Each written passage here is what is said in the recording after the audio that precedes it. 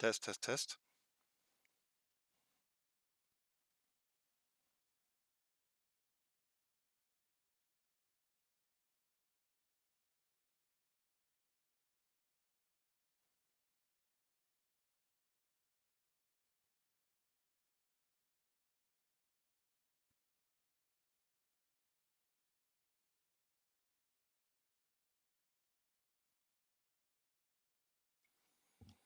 Test, Test, Test.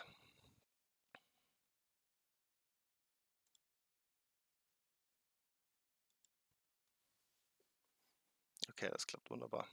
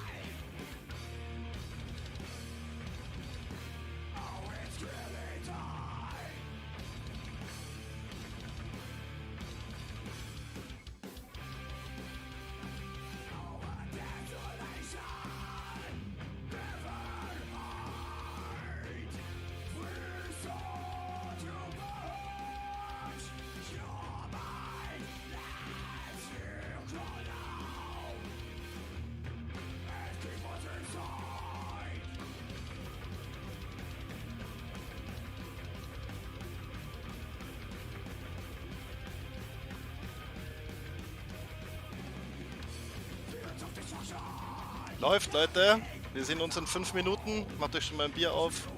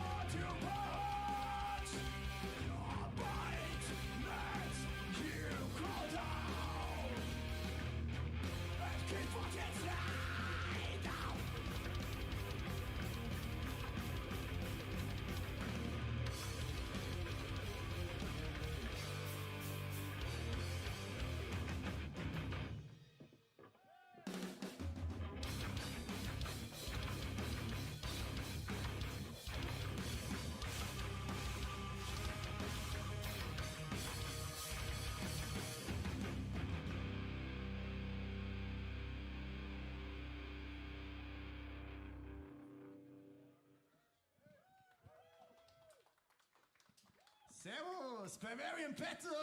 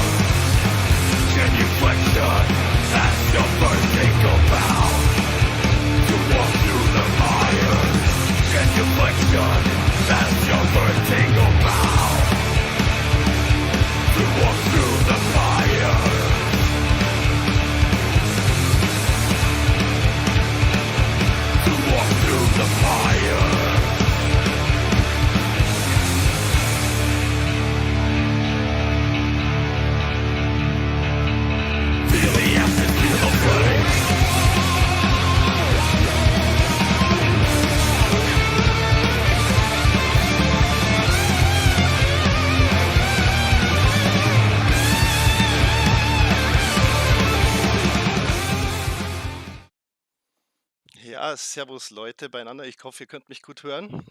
Wir starten pünktlich um 7 Uhr. Ich weiß gar nicht genau, wie viele Leute jetzt zuschauen. Irgendwie so an die 30. Schickt nochmal den Link rum, bitte. Ich bin der Mario, servus. Ich begleite euch also ein bisschen durch das Programm vom Bavarian Battle Open Air 2021 Online-Stream. Letztes Jahr wurden wir schon verlegt, dieses Jahr auch wieder. Wir freuen uns auf 2022. Und ich weiß nicht, ob ich immer genau richtig in euch reinschaue, aber ich versuche es. Alles Neuland für uns und für mich. Aber wir beginnen mit einer kleinen Vorstellung des Vereins, gleich mal auch zur Homepage. Aber ich lasse noch ein bisschen Mucke laufen im Hintergrund von den Sachen, die die letzten Jahre waren. Ja, kleiner Zusammenschnitt vom letzten Jahr. Wir beginnen mit unserem ersten Vorstand, dem Stefan. Wie sollte es auch sonst sein? Servus, ich bin der Stefan und leite den Verein seit 2005 als ersten Vorstand. Ich bin derjenige, der schaut, dass alles läuft und unser Team koordiniert. Ich hoffe, wir sehen uns 2022 auf unserem Bavarian Battle Open Air.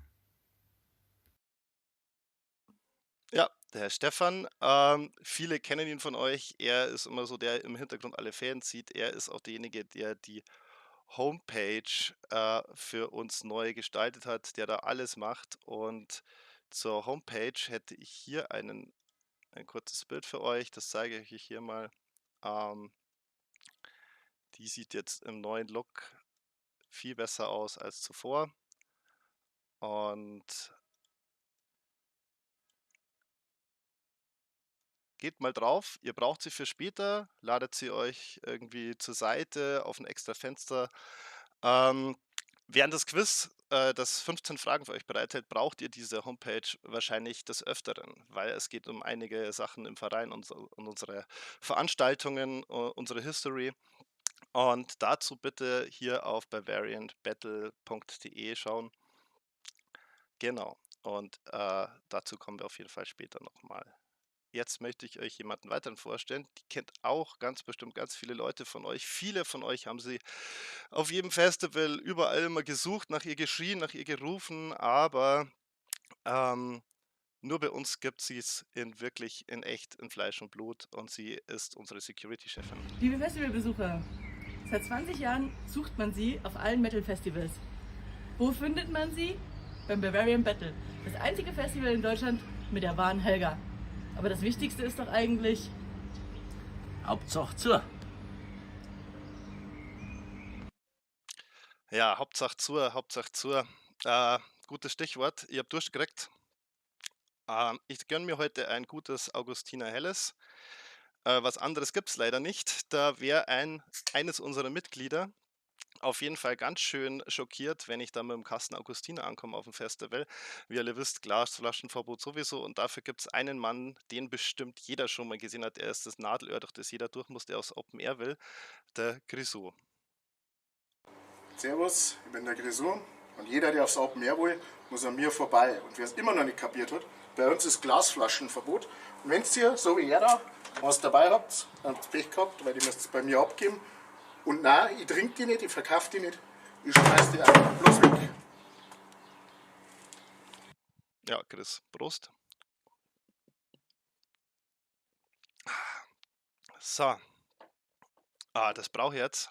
Mein Mund wird schon ganz schön trocken. Genau, und deswegen mache ich jetzt auch gleich weiter mit dem Programm, das für heute ansteht. Und das ist einiges. Also wir haben viele Zusendungen auch von Bands gekriegt. Wir haben Merch gekriegt, das verteilt der Stefan dann, der sich da bereit erklärt hat, heute das Quiz so ein bisschen mitzumoderieren und zu schauen, dass alles richtig läuft. Wir haben 3 Runden später. Wie ihr richtig sehen könnt jetzt gerade, wir fangen mit Evil Invaders live an. Das dauert so ungefähr 16 Minuten, das Video. Da könnt ihr nochmal den Link zum Stream fleißig teilen, euch theoretisch auch schon mal die Google Forms des Quiz anschauen und durchlesen. Wir erklären es kurz nach dem ersten Live-Konzert und werden dann die erste Quizrunde starten. Dazu später mehr. Ich denke mal, dass wir da so um 9:20 Uhr, 9:25 Uhr damit anfangen können. Also diese Übersicht, die ihr da habt, die ist relativ grob. Und ja, ich hoffe, ihr könnt mich alle hören. Schreibt mal ruhig was in den Chat, falls ihr mich hören könnt oder nicht, falls irgendwas passt vom Ton her oder anders oder verbesserungswürdig ist. Ich habe es auf sehr hohe Bufferung eingestellt, also sollte eigentlich alles sehr gut funktionieren, hoffe ich. Genau, und dann seht ihr, Graceless haben wir in 2 Teile aufgeteilt. Das ist ein 40-Minuten-Konzert und da machen wir 2 Pausen zwischen den Quizzes und am Schluss gibt es noch Asphyx, auch nicht in voller Länge, aber immerhin auch 40 Minuten das erste Teil des Sets, bis dann die Endstufe kaputt war und einiges technisch nicht nur auf der Bühne, sondern auch bei uns schiefgelaufen ist damals. Genau, aber ich hoffe, das ist genug, mehr als genug Content. Dazwischen gibt es jederzeit Einspieler von Bands, vom Verein und ein paar lustige Fragen. Genau. In diesem Sinne wünsche ich euch jetzt gleich mal viel Spaß mit dem ersten Programmpunkt, und zwar Evelyn Weiders live 2018 mit Pyros und allem drum und dran. Viel Spaß.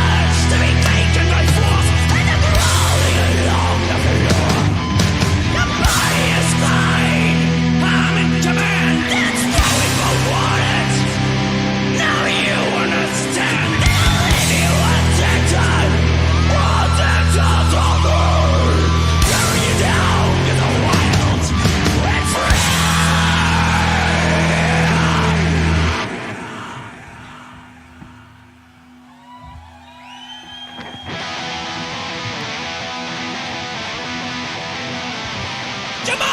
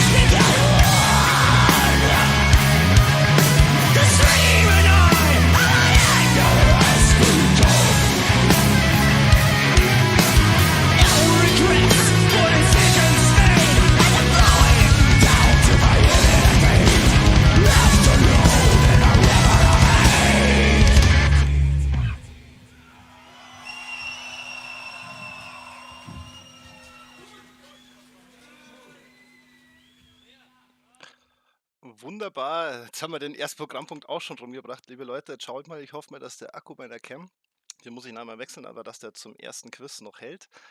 Damit fangen wir auch gleich an mit dem Quiz. Aber weil jemand im Chat gefragt hatte, wegen dem Programm, das Programm kommt auch gleich nochmal kurz, aber nebenbei. Ich hoffe, ich bin laut und deutlich genug, ansonsten spreche ich etwas lauter und deutlicher. Ich habe mein Mikrofon schon auf Anschlag. Wir lassen mal wieder ein bisschen Bavarian Battle Mucke im Nebenbei laufen und ich zeige euch nochmal das Programm. Wie geht's euch alle? Gut hoffe ich. So, Wir sind mega froh hier. also wir sind jetzt gleich mit dem Quiz, mit der ersten Runde dran. Das werden wir auch mehr so als Einspielrunde machen vielleicht. Trotzdem zählen natürlich die Punkte schon, der Stefan zählt fleißig mit. Das Ganze läuft über Google Forms ab und dazu komme ich auch gleich zu den Quizregeln. Also wer jetzt nochmal aufs Programm schauen will, schaut jetzt noch mal kurz ein bisschen drauf. Übrigens, was hier im Hintergrund läuft, davon haben wir heute mehr. Martin und Asphyx, Headliner 2019. So, ich gehe mal rüber zu den Quizregeln. Und zwar folgendes. Das ist jetzt ein bisschen was viel zum Lesen am Anfang, aber es ist einfacher, als ihr glaubt oder als es vielleicht jetzt am Anfang ist. Ich teile euch jetzt gleich mal den Link zum Google Form, zum ersten Teil in den Chat.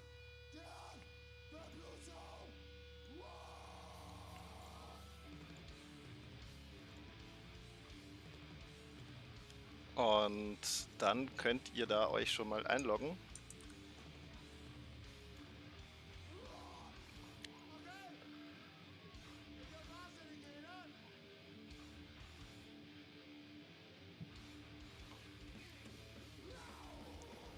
Also ich hoffe, es klappt einigermaßen. Hört ein bisschen Asphyx. Schaut, dass ihr jetzt mal auf den Google Forms Link klickt.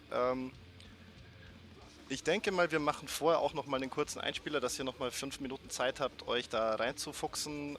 Es dauert nicht lange, ihr müsst einfach nur einen Teamnamen eingeben, einen beliebigen, irgendeinen Fantasienamen.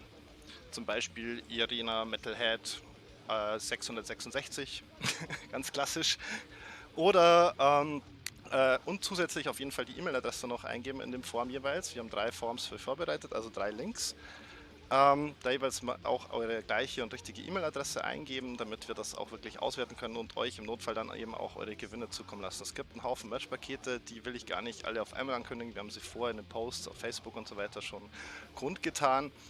Es wird noch einiges vom Verein oben drauf geben, aber so weit, so gut. Es gibt immer nur eine richtige Antwort, es ist immer nur A, B oder C. Und ja, viele Fragen sind zum Verein. Für viele müsst ihr auf die Homepage gucken, die wir vorher schon kurz gezeigt hatten, bavarianbattle.de. Die ist in neuem Gewand jetzt seit einigen Wochen. Danke hier auch nochmal an den Stefan, unseren ersten Vorstand, der sich da wirklich viel Zeit genommen und viel Mühe gegeben hat. Genau. Und jetzt würde ich euch noch mal ein bisschen genauer in Pink. Geht in die erste Runde. Ist da der Gore-Minister eventuell auch hier, wenn gepinkt wird? Sehr schön.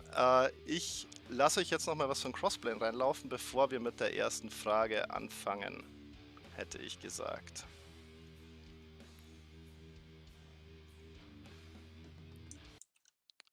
So, jetzt könnt ihr das noch mal in Ruhe durchlesen. Und ansonsten ist das Ganze relativ easy nach der ersten Runde, denke ich mal. Jetzt erstmal eine kleine Nachricht von Crossplane. Hallo, Bavarian Battle. Hi. Ja, wir sind Crossplane und ihr hattet uns letztes Jahr eingeladen, bei euch zu spielen. Leider die Zeit ist natürlich ein bisschen blöd. Ist verschoben jetzt auf nächstes Jahr, 27. 28. Mai. Wir freuen uns drauf. Und in der Zwischenzeit, glaube ich, kriegen die Fans von Bavarian Battle auch schon eine Menge zu sehen. Ich habe da sowas munkeln hören und ja, wir freuen uns schon tierisch drauf, auch wenn es noch ein Jahr hin ist. Und das wird eine tolle Sache. Ne? Also wir wünschen euch viel Spaß, haltet noch durch und wir sind Crossplane, ihr seid Rock'n'Roll. Ciao. Richtig, und dazu gibt es gleich noch einen Beitrag von den Jungs mit einem anderen, der auch ganz schön in die Rock'n'Roll-Schiene gegangen ist, und zwar Chagrat von Dimmoburger. Viel Spaß damit. Bitte tragt euch in der Zeit schon mal beim Forms ein, habt schon mal eure Antworten parat. sollte mit dem zweiten ganz easy gehen. Viel Spaß erstmal mit Crossplay und I Will Be King.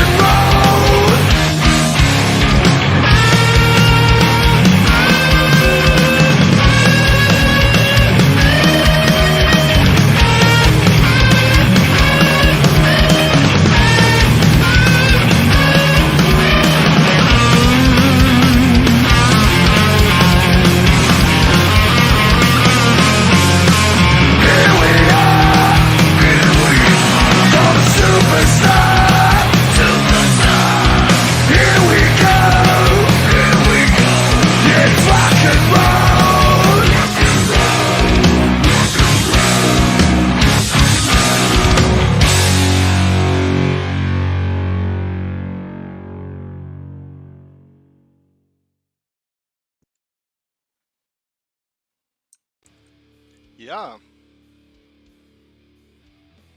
das war Crossplane.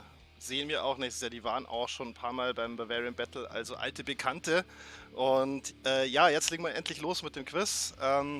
Lange Rede, kurzer Sinn.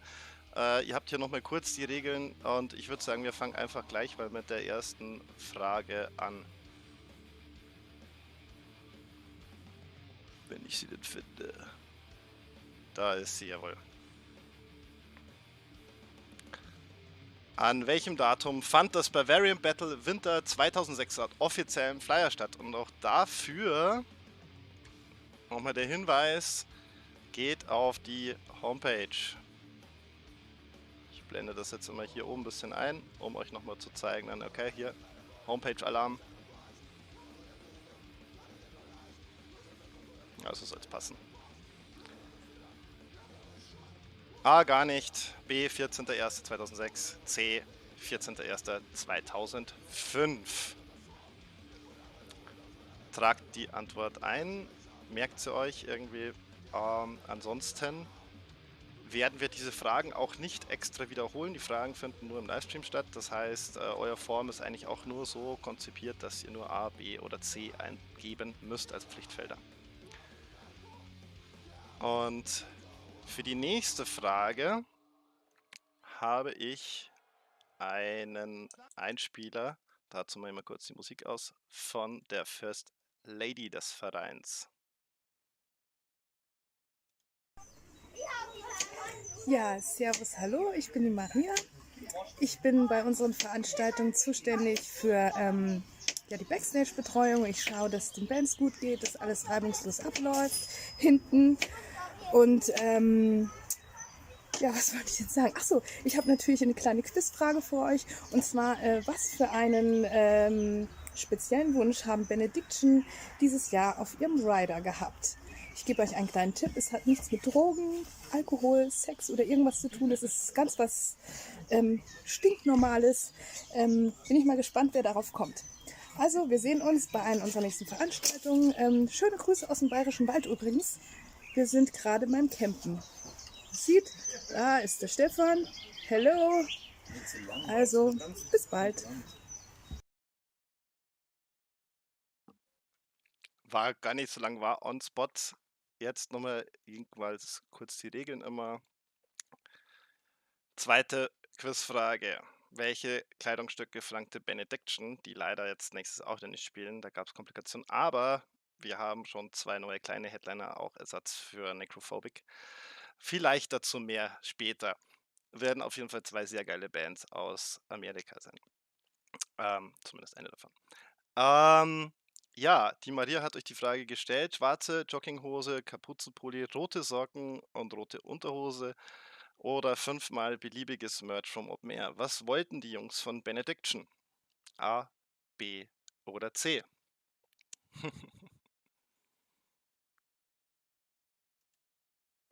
Und Zeit, über diese Frage nachzudenken, habt ihr mit dem nächsten Clip. Und zwar von einer Münchner Underground-Band namens Norgal, die wir hier auch ganz gerne bei uns wieder mit dabei haben, dann nächstes Jahr. Viel Spaß mit den Jungs von Norgal jetzt erstmal.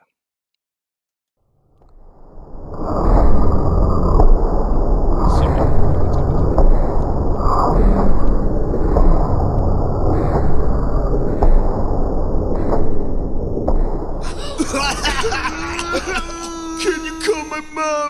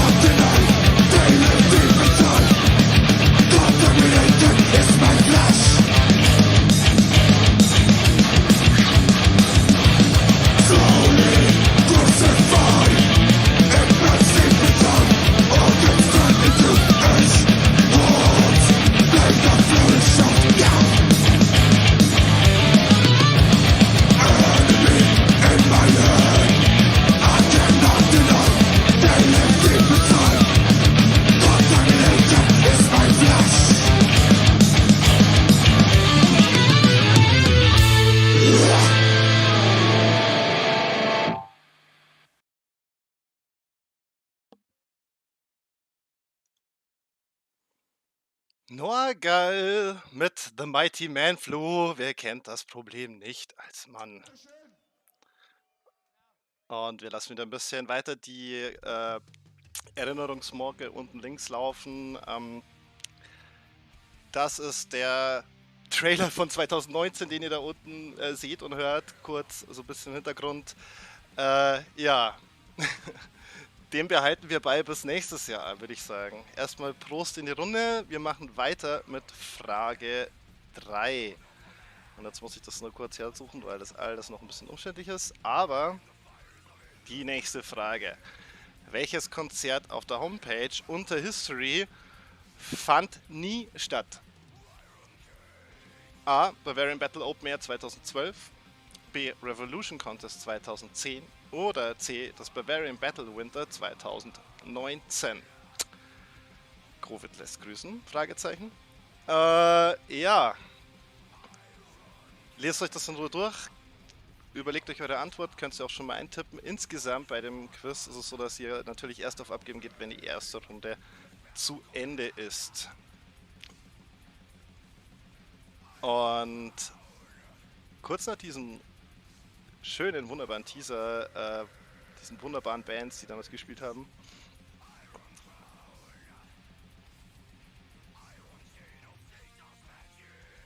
machen wir noch etwas von Darkfall rein aus Österreich. Darkfall haben auch eine Menge Merch gesponsert, wie auch viele andere Bands, die heute vorkommen. Gruß raus an die Leute aus Österreich und an die ganzen Österreicher, die bei uns auch immer auf dem Battle sind. Viel Spaß nächstes Jahr hoffentlich. Da sehen wir uns dann wieder und dann heißt es Hauptsache zur. Jetzt erstmal viel Spaß mit Darkfall und einem Manowar Tribute. Also viel Spaß.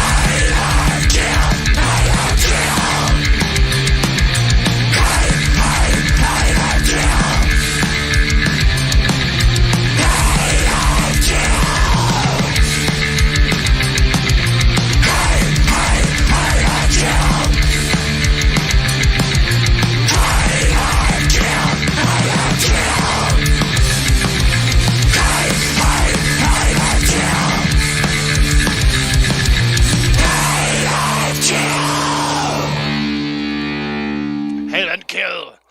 Aber von Darkfall, nicht von Manowar, trotzdem geile Band aus Österreich. Wir freuen uns schon voll drauf, die nächstes Jahr auch bei uns haben zu dürfen auf dem Bavarian Battle Open Air 2022. Bis dahin bleibt uns gewogen und jetzt machen wir weiter mit Frage 4 von unserem Quiz. Dazu eine kurze Videobotschaft, weil ich habe ganz schön Durst. Servus zusammen.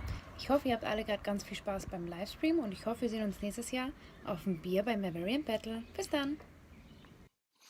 Danke, liebe Nati, für diese freundliche Botschaft an uns. Wir freuen uns auch, dich und alle anderen Leute dann nächstes Jahr wiederzusehen. Und der immer das Bier ausschenkt im Verein, den sollte eigentlich jeder kennen und jeder nett zu ihm sein. Das ist der Doni. Und der Doni hat die 4. Frage für euch. Habe Deri. Du, jetzt kann ich heuer nicht für euch einschenken, jetzt muss ich es für irgendwelche anderen Leute machen. Aber wisst ihr, was mich brutal interessieren wird? Wie viel Liter Bier ist letztes Jahr auf dem Open Air gesoffen worden? Das darf mich echt brutal interessieren, ob ihr das rausfindet. Ich schaue dann, da neben den Schaum wieder zusammen, aus der Übung bin ich auch noch, ja, wird schon, halt, du trägst auch, du Kreislige.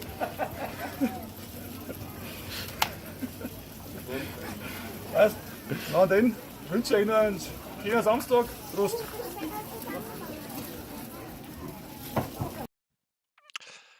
Ja, lieber Doni, ich glaube, da wird es Zeit, dass du doch wieder bei uns ausschenkst. Da geht es dir besser. Und genau, die Frage Nummer 4, das ist eine Schätzfrage, da hilft euch auch die bavarianbattle.de Homepage nichts und kein Google und gar nichts. Da müsst ihr tippen, wie viel haben die Leute damals versoffen, wie viel Liter Helles waren es. 4.580, 1.450 oder 2.910 Liter. Jetzt bin ich gespannt. Bitte, genau, der Stefan moderiert es auch gerade, bitte keine Antworten in den Chat, sondern beantwortet die Sachen immer im Google-Form. Gleich kommt die nächste Frage, aber vor der nächsten Frage haben wir noch was von einem quasi Go-Headliner, der schon seit Jahren für seinen Pagan Metal bekannt ist und den wir auch schon ein paar Mal zu Gast hatten. Die Rede ist von Suidagra, von denen es auch etwas Merch zu verlosen gibt im Nachgang an die jeweiligen Quizrunden. Also dranbleiben und jetzt erstmal viel Spaß mit Suidagra.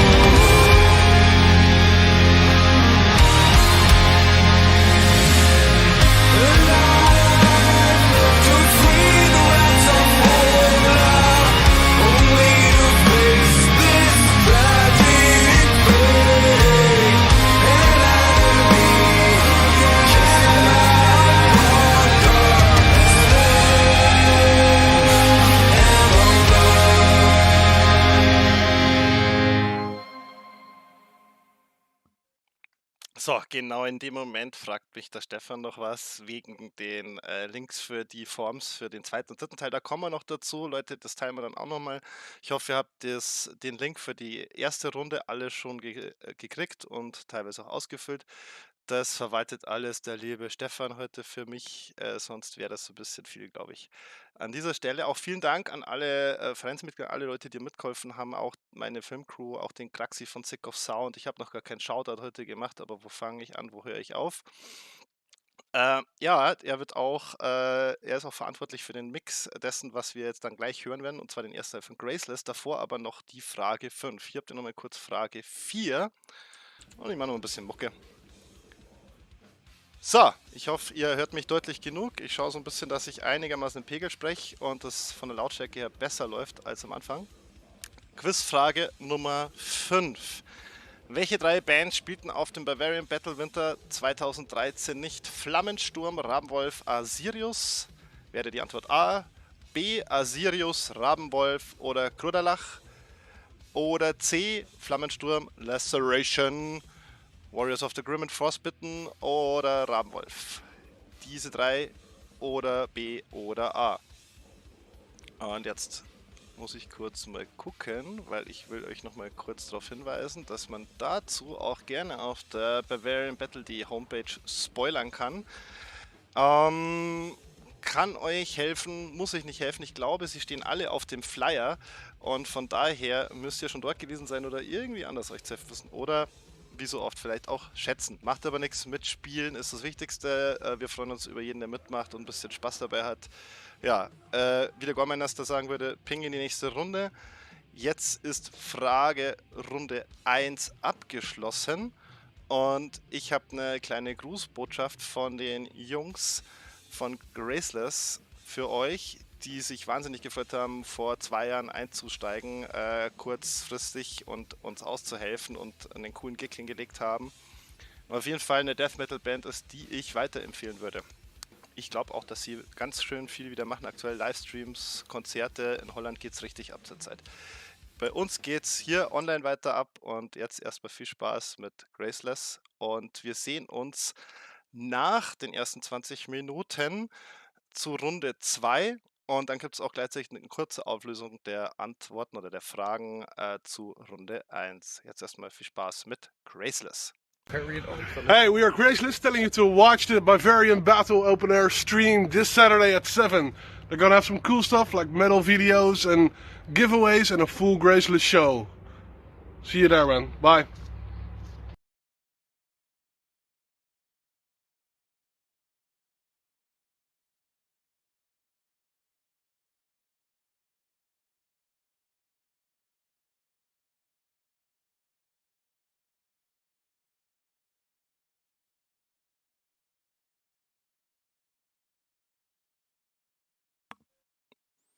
Eine Sekunde, das Video hängt etwas, deswegen ziehen wir das jetzt einfach mal hier.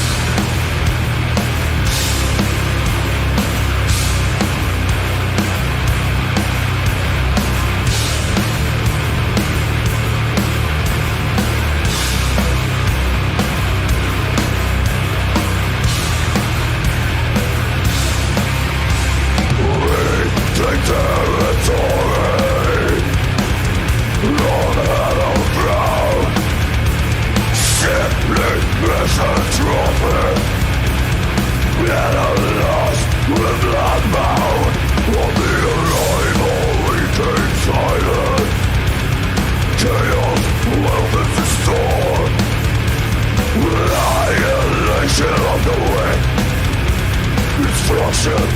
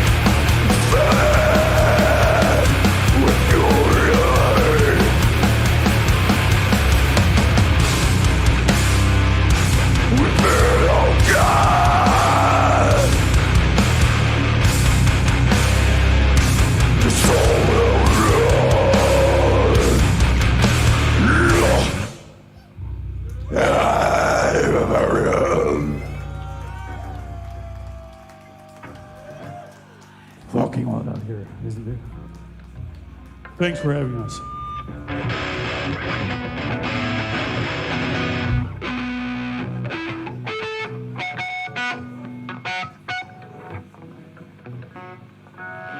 Next song is called Slashed and Served.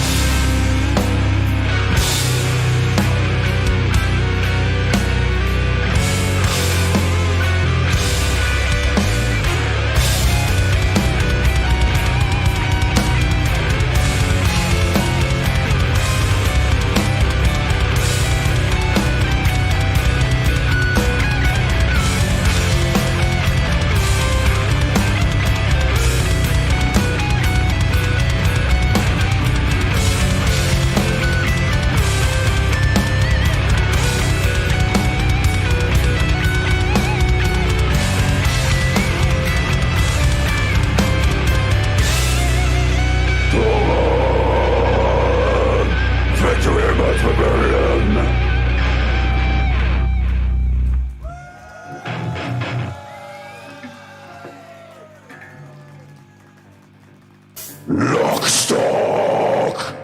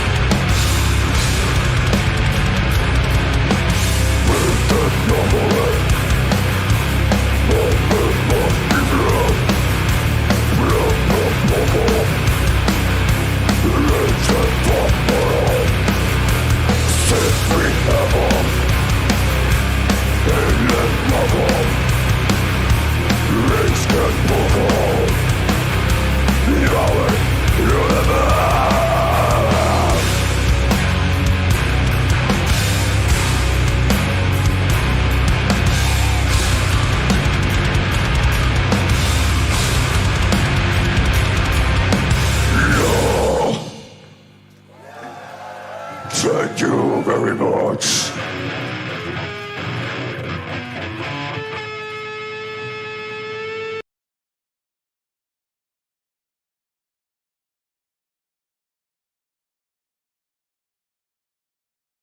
So, boah, jetzt habe ich mir mein zweites oder drittes Bier aufgemacht. Ich hoffe, ihr seid auch schon gut dabei. Also wenn das Ziel ist, dass wir am Schluss des Streams alle besoffen sind, ich glaube, das schaffen wir.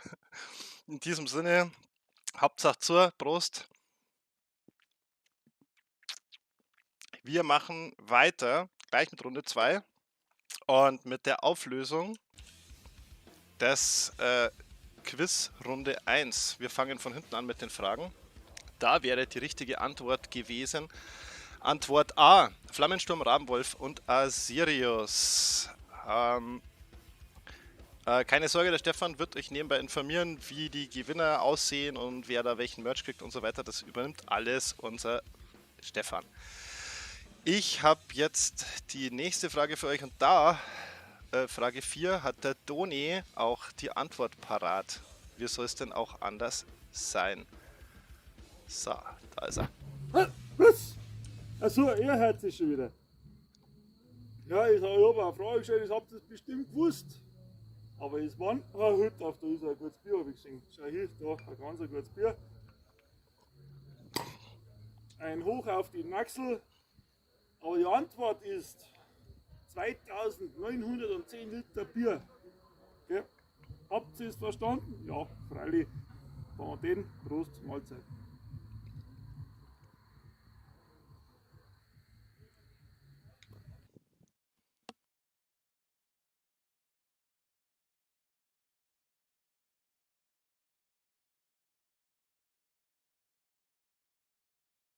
So, jetzt bin ich gemutet. Mein Fehler. So, zack, der Toni hat euch die Antwort gesagt.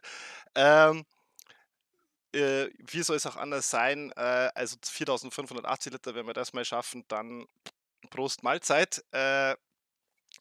Fürs nächste Jahr gibt es auch noch ein paar Tickets. Übrigens, danke auch an dieser Stelle an alle Fans und Unterstützer des Bavarian Battle, nicht nur des Open Airs, weil wir haben so gut wie keine Rückläufer letztes Jahr und auch dieses Jahr gekriegt und wir sind quasi ausverkauft gewesen. Wir waren schon in der heißen Phase letztes Jahr. Es wird noch Tickets geben. Dazu bitte auch einfach auf die Homepage schauen. Und wir machen weiter mit der Auflösung von Frage 3.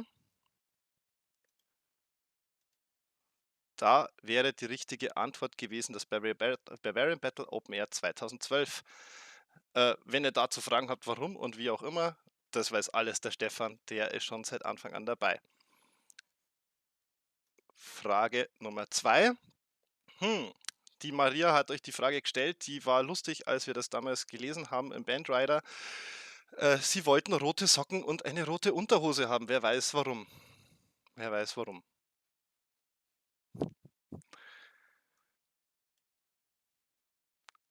Und zur Frage 1, an welchem das Bavarian Battle laut Flyer stattfand, da wäre die richtige Antwort gewesen die C, der 14.01.2005. Auch hier gab es Verschiebungen. Wir sind des Öfteren schon von Verschiebungen und Absagen geplagt gewesen, aber wir geben nicht auf. Wir bleiben bonded bei Metal und wir machen jetzt auch dann gleich weiter mit Runde 2. Hier nochmal kurz die Quizregeln für alle. Das Google Form hat der Stefan auch nochmal geteilt für Runde 2. Ich hoffe, ihr seid alle dabei. Ich mache wieder ein bisschen Mucke. Und zur Frage Nummer 6 hat der Stefan einen kleinen Beitrag. Hi Leute, bei uns haben schon verdammt viele Bands gespielt und ich überlege gerade, wer bei uns am häufigsten gespielt hat.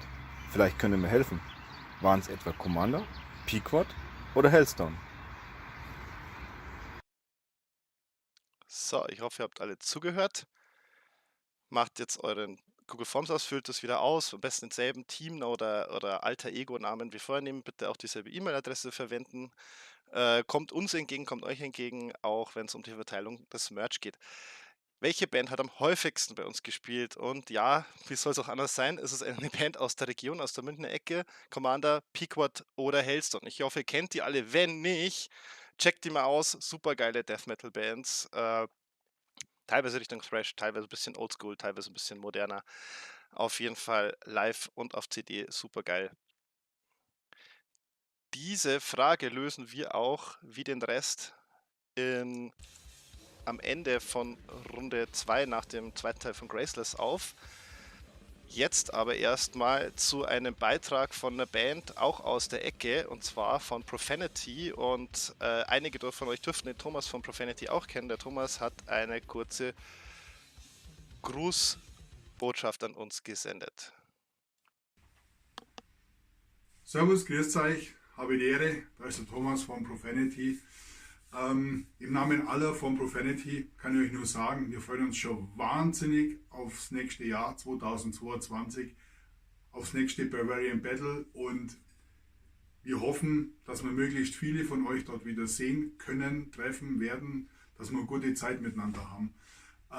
Um die Zeit bis dahin ein bisschen zum Verkürzen, vielleicht mag ja der eine oder andere von euch mal in unsere neue CD mal reinhören. Die Fragments of Solace ist letztes Jahr im Dezember von uns veröffentlicht worden, oder auch als LP, bitteschön, hier im wunderbaren Rot. Ja, so sieht die aus, jawohl. Bis dahin, macht's es gut, habt so gute Zeit und vor allem passt auf euch auf und bleibt gesund. Servus!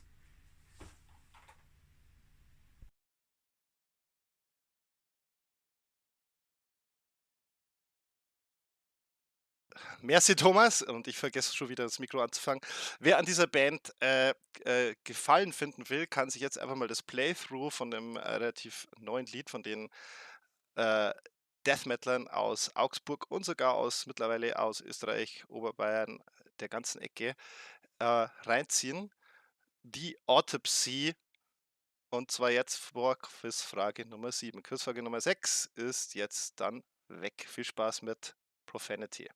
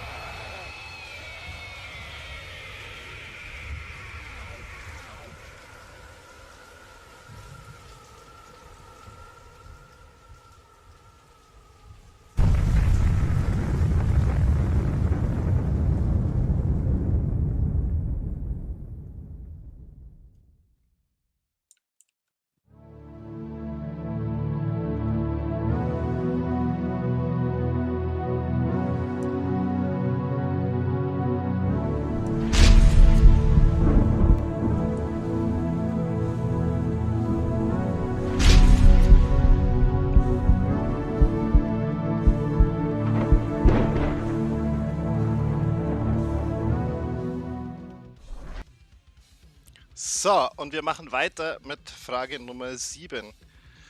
Im Hintergrund hört ihr einen Playthrough vom Michael Kraxenberger, Sick of Sound, mein Tonkollege, der immer die Live-Mixes bei mir und fürs Bavarian Battle auch macht. Richtig guter Typ, guter Mann, und wir sehen und hören könnt auch ein guter Drummer. Damals für Commander, aber wer weiß, ob das die richtige Antwort ist bei Frage Nummer 6. Jetzt kommen wir zu Frage Nummer 7. Wie viele Mitglieder hat denn der Verein laut Homepage? Und auch hier hilft euch wieder, leider können wir es nicht klickbar machen, aber schaut auf die bavarianbattle.de, um euch kundig zu machen. Da müsst ihr vielleicht etwas nachforschen, ein bisschen durchscrollen, aber schaut euch die neue Homepage auch bitte an. Nebenbei, wenn ihr schon dabei seid, das wäre die Frage Nummer 7. 105 A oder 132 bei B oder 145 bei Antwort C. Und wir haben jetzt für die Frage Nummer 8 einen kleinen Einspieler von Darkness aus NRW, Heavy Thrash der alten Schule, und die freuen sich auch schon riesig aufs nächste Jahr. Hallo Freunde des Bavarian Battle Open Air. Wir sind Darkness aus Altenessen. Leider 2021 wegen Fuck Covid nicht bei euch auf der Bühne. Aber wir kommen 2022 und dann wollen wir euch alle sehen. Also bleibt alle gesund und wir freuen uns drauf. Special Days. Wir sehen uns.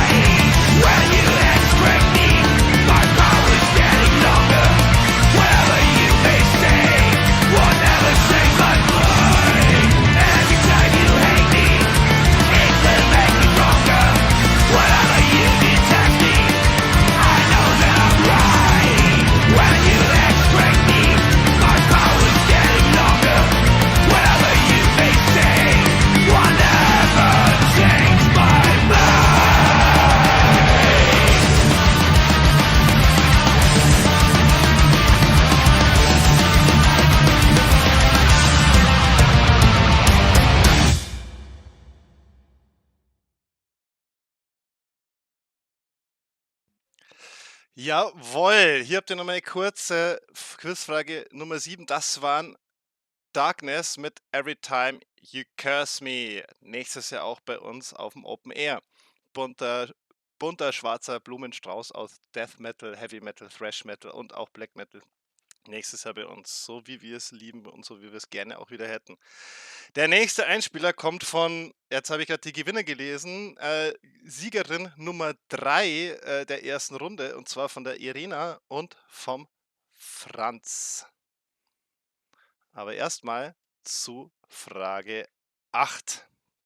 Und ich weiß nicht, ob die Irena und der Franz oder andere Urgesteine des Heavy Metal das beantworten können. Dazu ist es auch wahrscheinlich sehr sinnvoll, auf die Homepage oben zu gehen.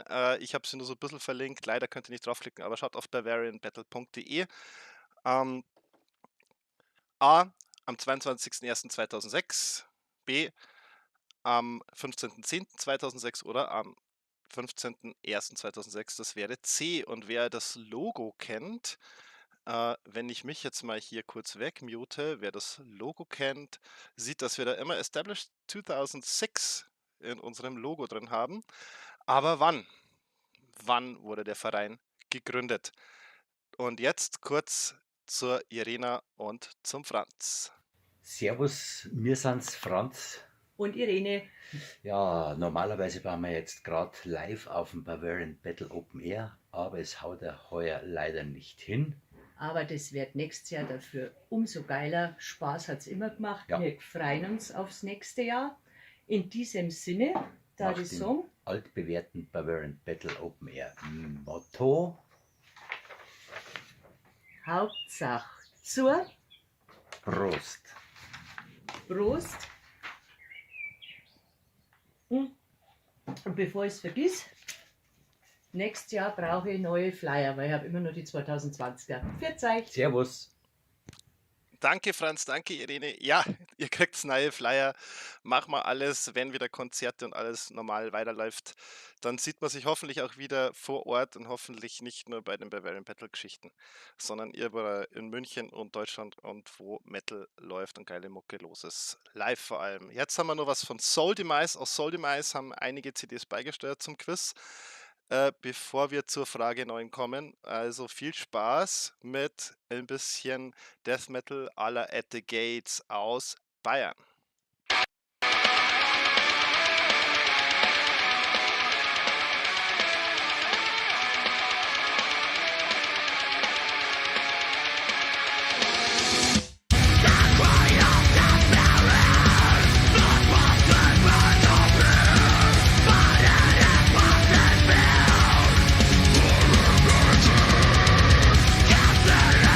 Your burn will take with much of it.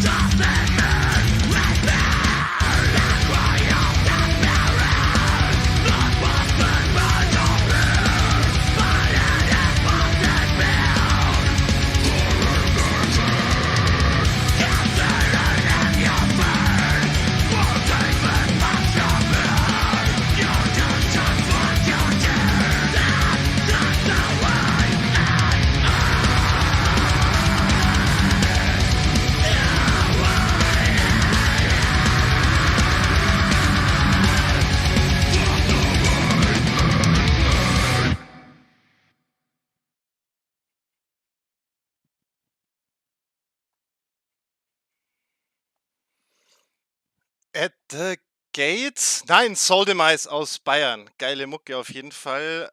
Nächstes Jahr bei uns auf dem Bavarian Battle Open Air.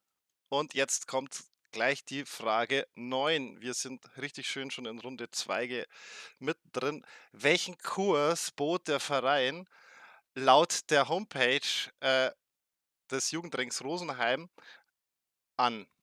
A. Veranstaltungsrecht, GEMA und Vereinsbesteuerung. B. Kinderturnen.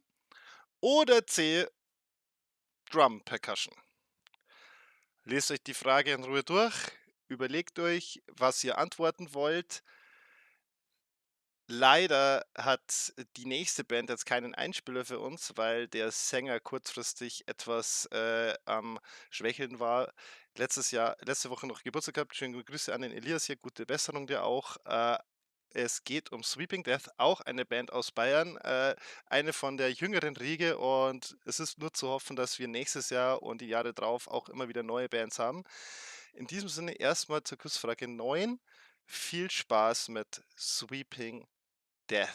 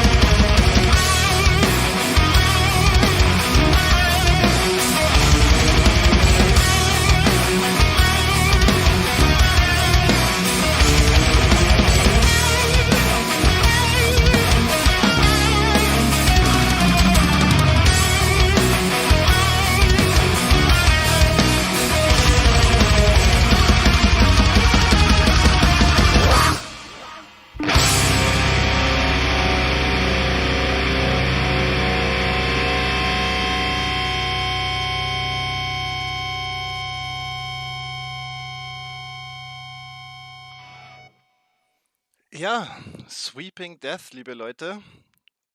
Sehr aufstehende Band aus dem Schwabenländle, aus der Gegend um Augsburg und Augsburg selbst.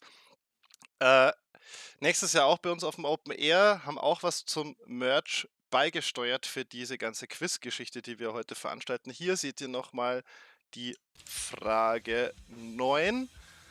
Ich hoffe, ihr habt schon die richtige Antwort eingegeben, aber bei der Frage muss ich ganz ehrlich sagen, ich würde sie auch nicht im Internet finden. In diesem Sinne machen wir mal weiter mit Frage 10, die da wäre. Was läuft beim Open Air Festival jedes Mal schief? Und wenn wir sagen jedes Mal, dann wissen wir aus Erfahrung, jedes Mal läuft irgendwas schief. A, beim Wetter, könnte sein. Dieses Jahr hätten wir eigentlich so 50-50 Glück gehabt vielleicht. Mal endlich. B, Weißwurstfrühstück. Wer es nicht kennt, kommt mal vorbei und gönnt es euch. Weißwurst muss sein in Bayern. Und C wäre der Bühnenaufbau. Wo läuft jedes Mal was schief? Das wäre die Frage 10. Im Hintergrund unten links könnt ihr gerade etwas von alten Bavarian Battle noch sehen, von einer alten Location im Pfaffing. Damals Headliner Dark Fortress, ebenfalls aus Bayern. Also wir werden noch internationaler und zwar jetzt gleich nach Frage 10 mit dem zweiten Teil von Graceless. Ihr habt jetzt noch bis zum Ende des Videos Zeit oder bis Mitte des Videos Zeit, eure Antworten einzugeben für die Runde 2. Danach machen wir eine kurze Auflösung und beginnen mit Runde 3. Jetzt erstmal viel Spaß mit dem zweiten Teil von Graceless. Und Prost, nicht vergessen.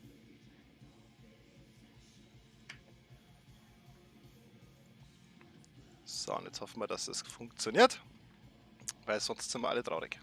Bis gleich nach der zweiten Hälfte von Graceless.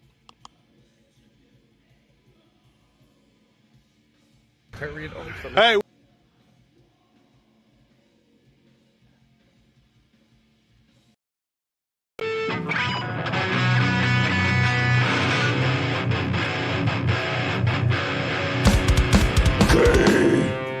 We just released our first record last year.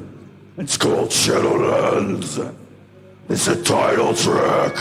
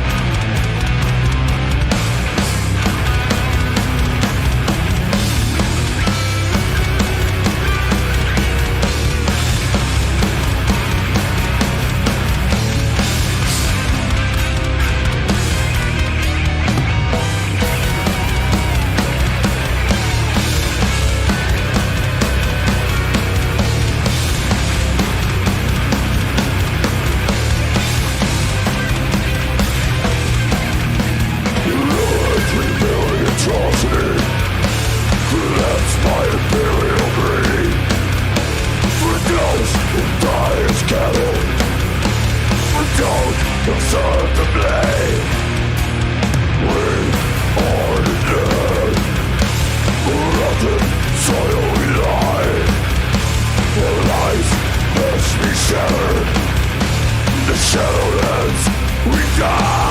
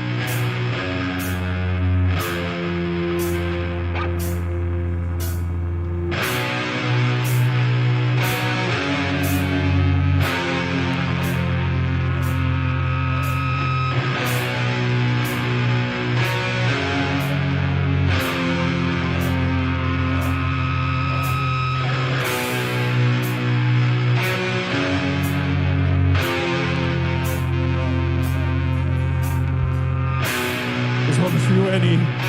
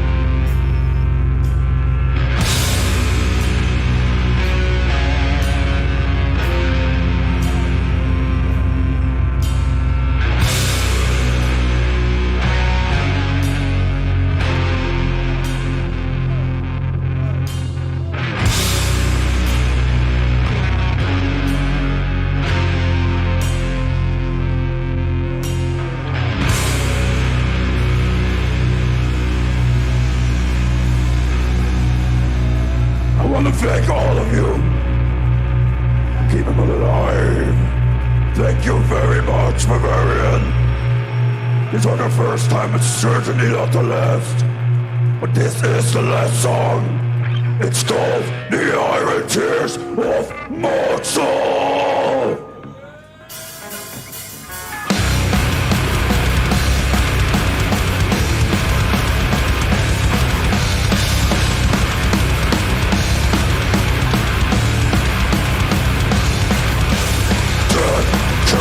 Nightfall, fire burning out. The endless ever demon, your soul will divide.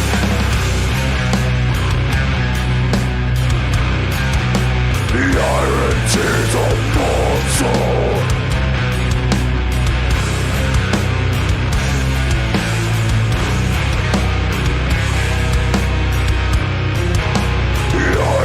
Tears of Moxel.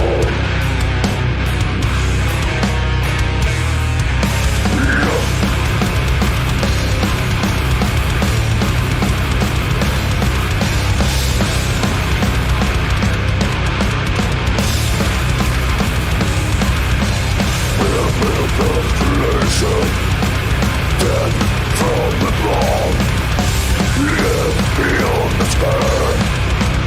All you want is love. The iron tears of Moxel.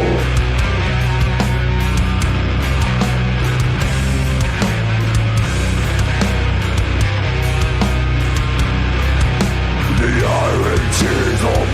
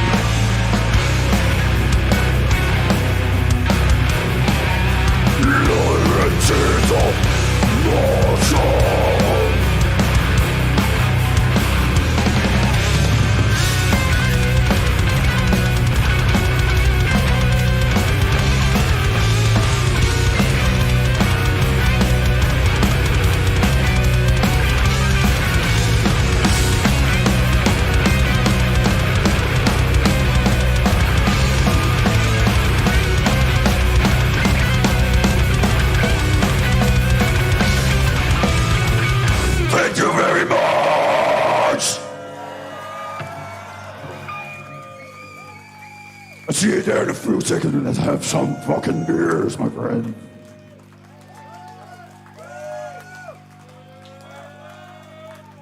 Let's have some fucking beers, boys and girls, ladies and gentlemen. Ja, das war's mit Graceless und ich hoffe, ihr habt einen Haufen Spaß. Ich merke schon, es ist ein bisschen was los im Chat. Oh, Atomwinter, ja, leider ohne den ehemaligen Sänger, aber von Atomwinter hätten wir auch eventuell aus dem Peter Schauen, was hier Hintergrundgeräusch noch so nebenbei kommt. In der Zeit lösen wir mal ein paar Fragen von Quizrunde 1 und der Stefan wird dann auch wieder zuverlässig die Gewinner bekannt geben. Quizfrage 10. Da war es das Weißwurstfrühstück. Beim Weißwurstfrühstück läuft eigentlich immer was schief. Entweder die Weißwurst ist nicht noch da oder es sind zu wenige, dann sind es mal zu viele, wie auch immer. Dann geht der Senf aus. Ja, wir sind da schon Pleiten, Pech und Pang gewohnt. Wir machen es trotzdem jetzt mal wieder. Es kehrt einfach dazu. Und deswegen werden wir das auch 2022 beibehalten. Dann zur Quizfrage 9. Man möchte es nicht glauben, es war Kinderturnen. Antwort B wäre hier richtig gewesen. Dann Frage Nummer 8. Wann wurde der Verein gegründet? Richtig ist am 15.10.2006. Antwort B wäre auch hier ein Treffer gewesen. Ja, schreibt der Steve da, okay.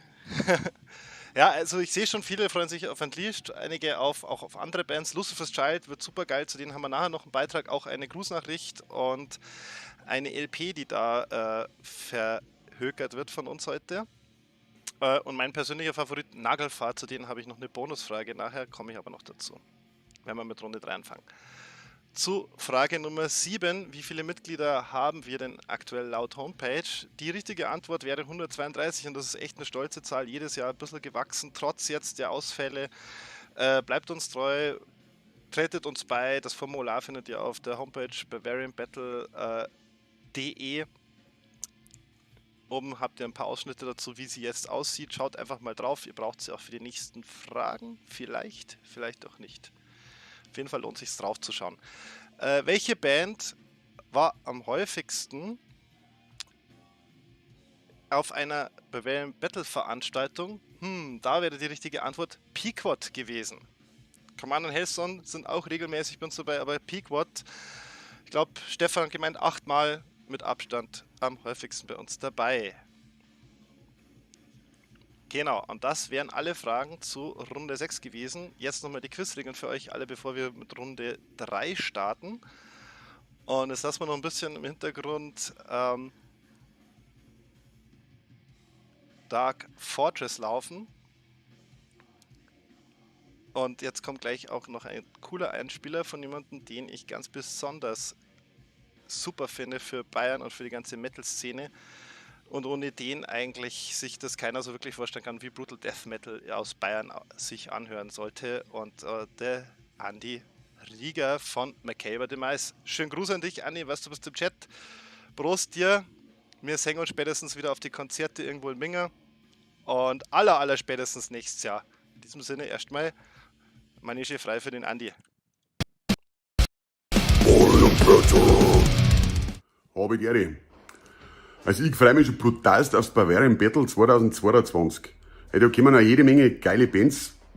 Ich freue mich auch schon total auf Profanity, Stillbirth. Ich glaube, dass die alles zerlegen werden. Ich hoffe, ihr seid alle da. Ich hoffe, wir können alle miteinander ein bisschen feiern, saufen und Gas geben. Wir sehen uns 2022, vielleicht davor schon. Also Prost, macht es gut. Servus.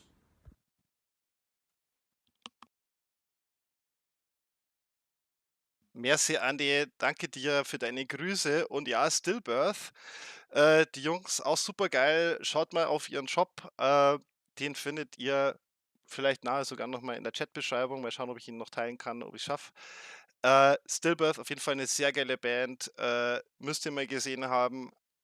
Affengeile Show. Und jetzt mal einen kleinen Beitrag von einem neueren Output von den Jungs aus NRW. Und zwar Revive the Throne, das Official Musikvideo. Viel Spaß damit und dann beginnen wir mit Runde 3 des Quiz.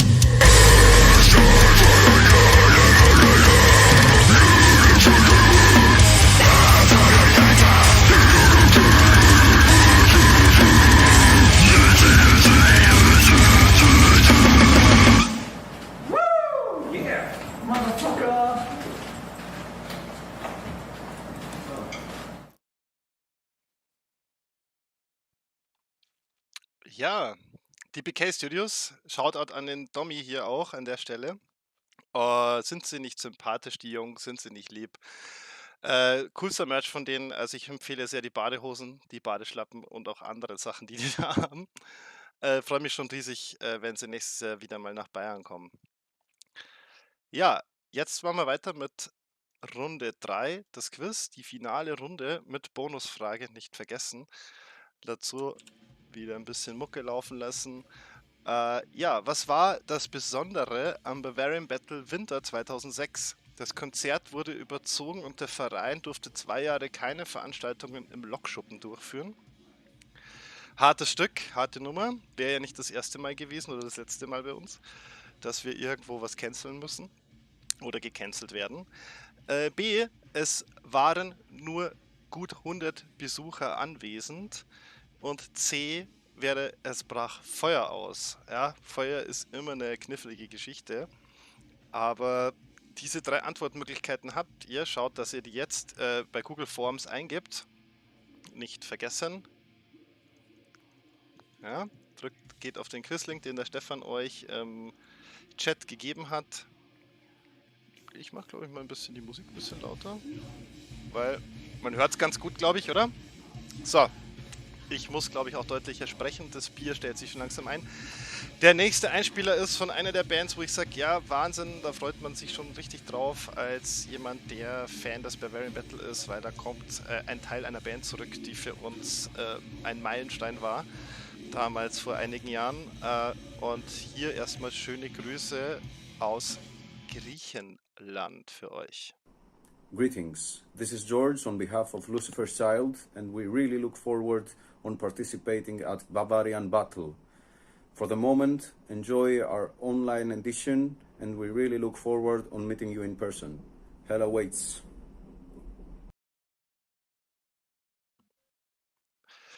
Ja, vielleicht erinnert sich der eine oder andere oder die eine oder andere. Wir haben dazu nachher noch eine Frage im Hinterkopf behalten. Jetzt erstmal etwas von Lucifer's Child, die nächstes Jahr auch bei uns auf der Bühne stehen werden. Viel Spaß damit und dann weiter mit Frage Nummer 12.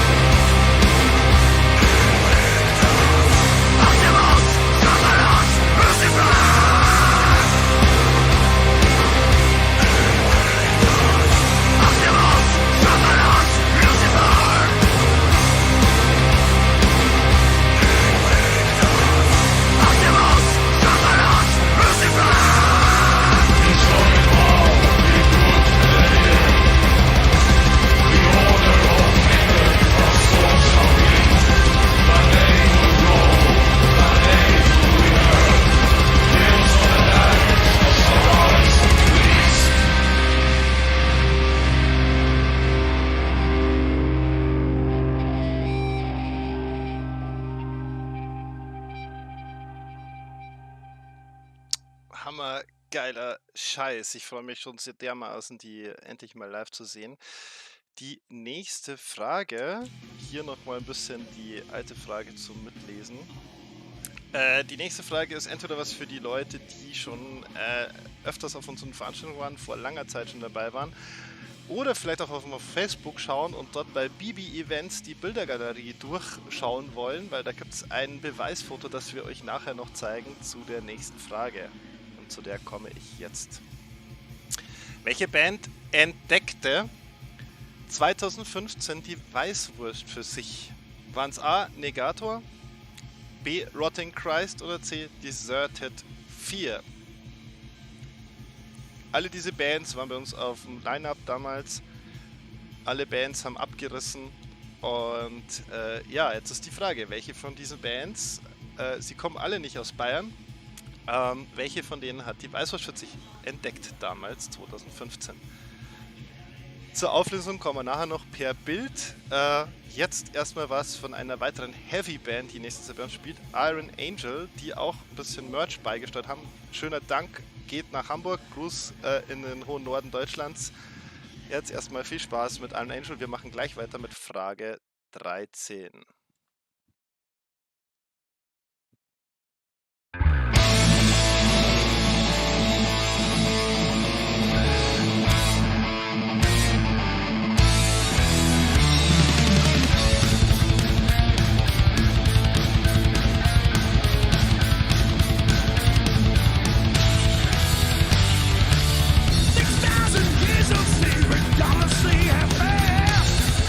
Beyond the realm of God, for nothing here can last.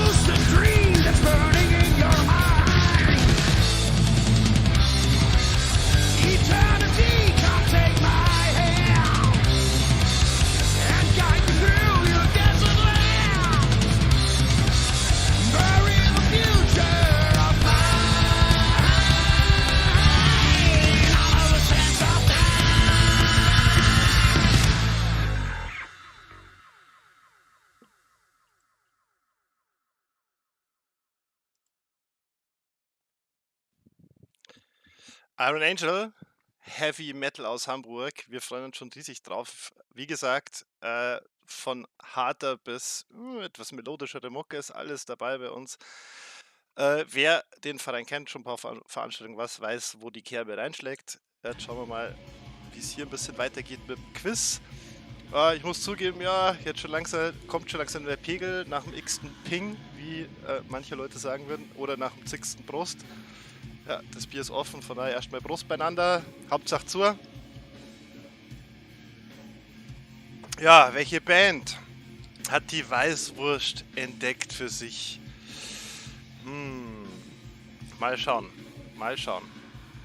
ob ihr es rausfindet. Quizfrage Nummer 13, dafür habe ich einen kleinen Einspieler für euch vorbereitet, wäre, welchen Song kündigt Martin van Drunen von Asphyx hier an? Das werden wir uns auch 2-3 Mal anhören müssen, weil es ist echt schwer rauszufinden, aber wer zum Beispiel die Person kennt, um die es bei der Ansage geht, kann die Verknüpfung vielleicht herstellen. Ich hoffe, ihr passt jetzt gut auf. Es ist A. Deathhammer, B. The Rack, C. MS Bismarck. Und wir hören jetzt gleich mal rein. Ja. Und die Anni hat die beiden Bismarck. Glaub mir das. Und wenn ihr das von Frauen weiß, dann, naja. Ich glaube, in Bayern ist es normal. So, das ging ganz schnell. Deswegen eigentlich in der Schule 2-mal Listening machen, aber wir machen 3-mal Listening. Hört noch 2-mal rein, hört genau zu, was der Martin hier sagt.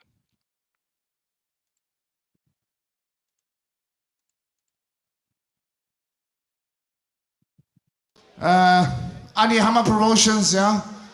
Und die Anni hat die beiden Bismarck. Glaub mir das. Und wenn ihr das von Frauen weiß, dann, naja. Ich glaube, in Bayern ist es normal. So, super. Übrigens, dass der Chat sich lieber zuprostet und über alles Mögliche redet, finde ich super geil. Keine Antworten bitte in den Chat rein, kein ABC oder so. Einmal letzte Runde nochmal dem Martin zuhören und dann machen wir mit Frage 14 weiter. Anni Hammer Promotions, ja. Und die Anni hat die beiden Bismarck. Glaub mir das. Und wenn ihr das von Frauen weiß, dann, naja. Ich glaube, in Bayern ist es normal. So. Mehr davon nachher. Dieses Lied könnt ihr auch nachher noch hören, wenn ihr drin bleibt. Wir werden Asphyx aufteilen in 2 Runden. Wir machen nach der dritten Quizrunde dann nach der Hälfte von Asphyx eine kurze Auflösung der Fragen und dann den letzten Teil von Asphyx. Haben wir jetzt kurz regiemäßig so besprochen beim Stefan. Ich glaube, das ist okay für euch. Jetzt erstmal weiter mit Frage 14. Und auch dazu haben wir später noch eine kleine Videoauflösung. Dazu solltet ihr jetzt vielleicht mal, ja, das geht wahrscheinlich jetzt im Stream parallel ganz schwer, aber in den YouTube-Kanal des Bavarian Battle schauen. Da ist das, na, ich verrate es jetzt nicht. Auf jeden Fall, welche Band startet diesen Kanal, den YouTube-Kanal des Bavarian Battle, mit den Worten Ich will euch fix. A. Laceration, B. Pequod. Vielleicht ist es wieder Pequod. Und C wäre Asphagor, auch eine Band, die bei uns immer wieder spielt. Super coole Black Metal Bands, coole Jungs. Und jetzt haben wir erstmal eine kleine Star-Ansage von einer ganz bekannten Instagram-Dame, der Christi aus Bayern, die an der Grenze zu Bayern und Österreich wohnt und ganz viele Sachen macht und ganz oft auch kleine Festivals wie uns promotet und immer wieder mal bei uns auch zu Gast ist und hoffentlich auch nächstes Jahr. Viel Spaß mit der Christi. Servus ihr Lieben, ich bin's, die Christi, vielleicht kennt mich der eine oder andere von euch. Wenn nicht, ist auch nicht so schlimm. Ich möchte an dieser Stelle einfach mal einen riesigen Gruß ans Bavarian Battle Open Air rausbringen und möchte einfach sagen, ich finde es wahnsinnig schade, dass dieses Jahr das Bavarian Battle nicht stattfinden hat können, aber dafür hoffentlich endlich nächstes Jahr. Ich freue mich einfach schon mega auf die Headliner wie Unleashed und Nagelfahr und auch Stillbirth und ganz viele andere geile Bands. Ich kann es überhaupt gar nicht mehr erwarten, endlich wieder auf dem Bavarian Battle Open Air zu sein. Und bis dahin versüßen wir uns einfach den Tag mit dem Stream am heutigen Samstag. Und in diesem Sinne, macht es gut, Leute. Wir sehen uns nächstes Jahr auf alle Fälle 100%ig auf dem Bavarian Battle Open Air. Und bis dahin, bang your head, macht es gut. Dankeschön, liebe Christi, danke für deinen Support und ja, wir freuen uns schon auf die und alle anderen Leute, die nächstes Jahr bei uns vorbeischauen werden, wenn man sich live wieder sieht, live auf der Bühne, zu einem der Headliner, wo ich auch persönlich sagen muss, das ist was, wo ich mich seit Jahren drauf freue. Zu Nagelfahr habe ich jetzt eine kleine Bonusfrage für euch, aber die lösen wir auch nur im Chat untereinander, hätte ich gesagt, und vielleicht, wenn wir uns wieder auf ein Bier treffen, da gebe ich euch eins aus, wenn ihr das rauskriegt, wer da vom Verein am Abspann den Sänger grüßt in der Crowd. Ein Song von Nagelfahr vom Chronicle Moshers 2015. Eine Live-Aufnahme. Das hat sich die Christi als Song gewünscht. In diesem Sinne viel Spaß. Und jetzt müssen wir leider Gilgamesh, die da gerade laufen, abbrechen. Auch eine Band, die es leider nicht mehr gibt. Die neue Band, Eridu, aber auch steil am Kommen. Hoffentlich auch bald wieder live. Leider, Jungs, müssen wir euch jetzt abbrechen. Wir machen weiter mit Nagelfahr. Viel Spaß und dann geht's weiter mit der letzten Frage von Runde 3. We're gonna play one more song this night. This is our last track. And afterwards, you can all go back into the darkness of the night. This is Harvest. We were not as far. Thank you very much. Yeah.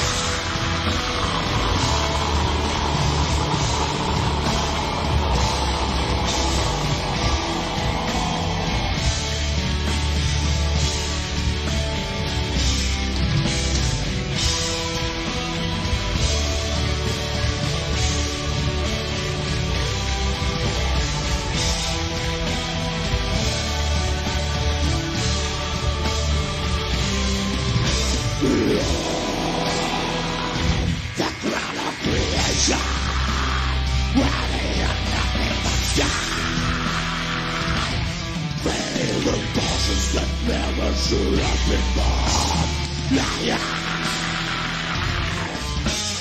Two-faced like blood and fire. Your truth of the behind the poisonous smile.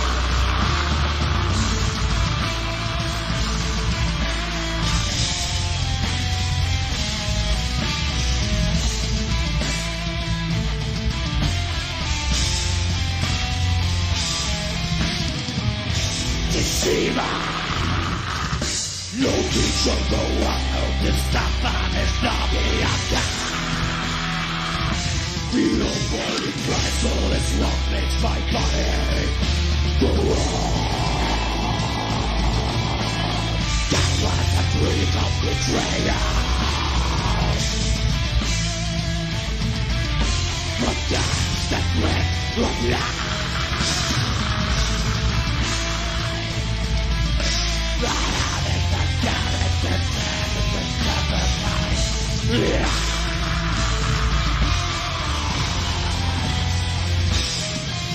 Deceiver, I'm time mistaken. Scarlet emotional fun.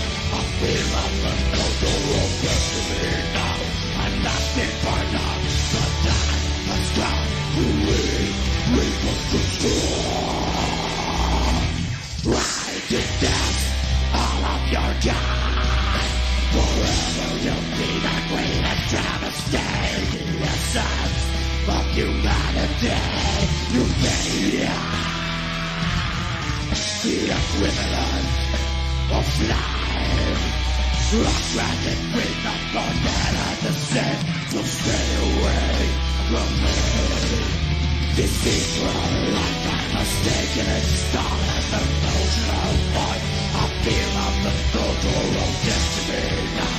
I'm lasting for love, the plan has come to reconstruct. It's all destroy and everything is dead and silence drop. Each word for each feminine is pure as pop. Don't jump on the mouth and let me fucking die.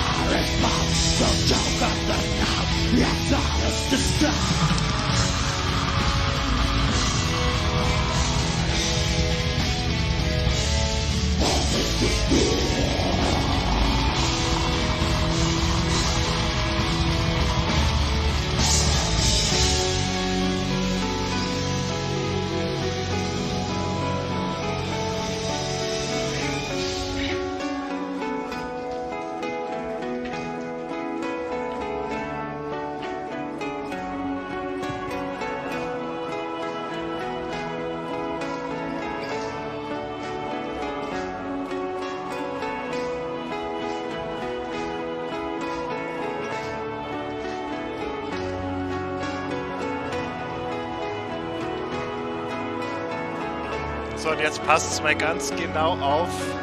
Da ist ein Vereinsmitglied von uns versteckt.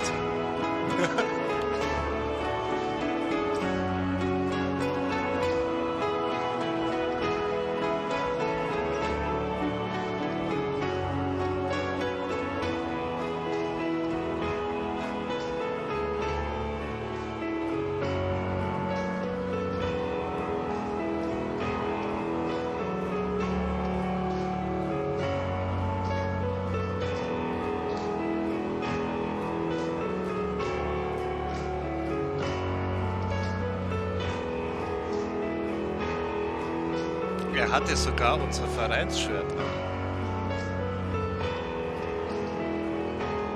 Heute durch Zufall entdeckt, Nagelfahren, live auf dem Chronicle Moshers.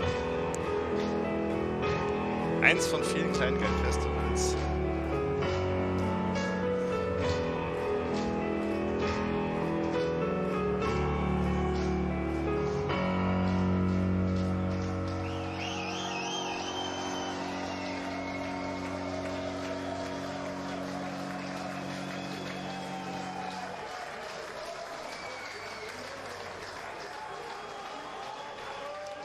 So.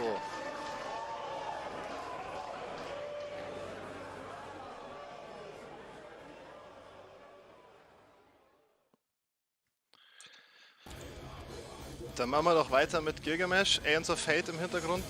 Damals live auf Bavarian Battle Open Air 2016 müsste das gewesen sein.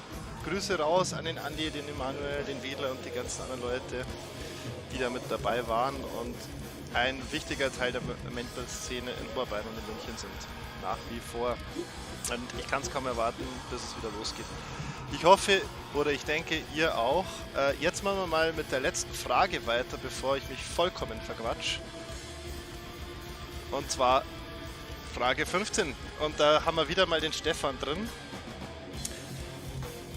Ja, welches Instrument spielte unser Vorstand, der Stefan, früher bei Asire? Und wer natürlich den Stefan kennt, wer die Band kennt, weiß sofort Bescheid. Ansonsten, die anderen dürfen gerne mitraten. Ratet einfach mit. Eine 1:3 Gewinnchance ist ja immer dabei. A, Geige, B, Drums oder C, Bass. Ist jetzt die Frage, was traut ihr ihm zu? Und was hat er wirklich gemacht? Diese Frage und auch die anderen Fragen von Runde 3 lösen wir auf nach dem ersten Teil von S-Fix. Und zu S-Fix möchte ich euch jetzt einladen, da jetzt auch 20 Minuten mit reinzuschauen, dann die kurze Pause für die Auflösung in der Runde 3 in Kauf zu nehmen und den Rest der Show mit den anderen 20 Minuten von S-Fix zu genießen. Ich hoffe, ihr habt eine Menge Spaß, oder ich hoffe, ihr hattet soweit viel Spaß im Stream und seid mit dabei, auch nächstes Jahr, auch wenn es wieder ins Backstage geht, wenn es ins Born to Rock, wenn es in die ganzen Schuppen wieder geht und wenn wieder Live-Konzerte stattfinden. Ich vermisse euch alle, der Verein vermisst euch und ja, in diesem Sinne Prost und jetzt erstmal viel Spaß mit dem ersten Teil von S-Fix live auf dem Bavarian Battle 2019.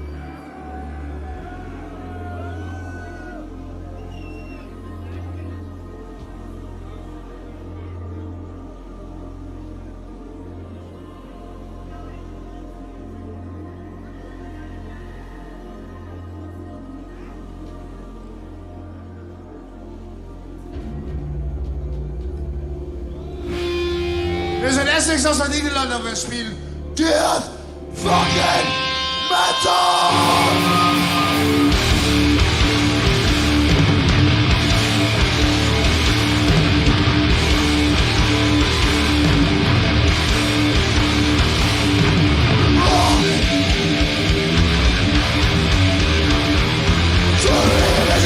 For so long, one road is out, make it stop.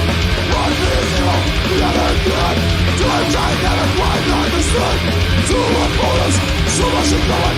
Choice is yours, is your idea.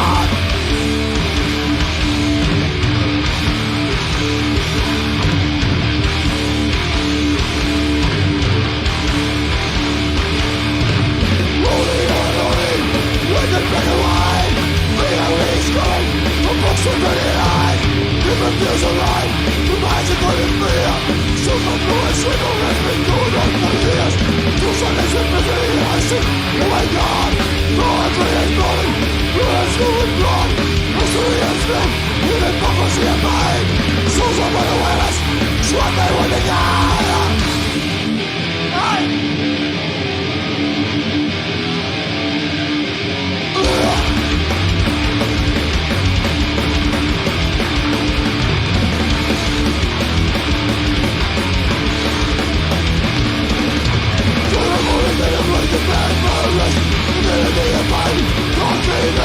Unity of mind,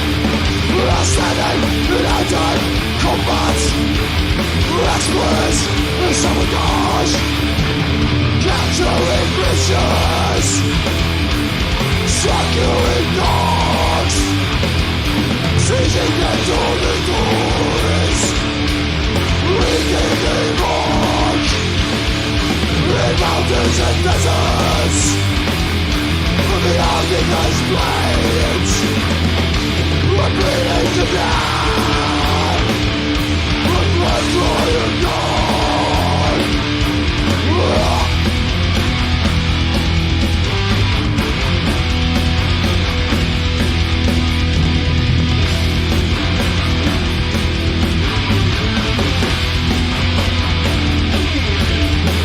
Receiving riot calculations, every man should be a living force.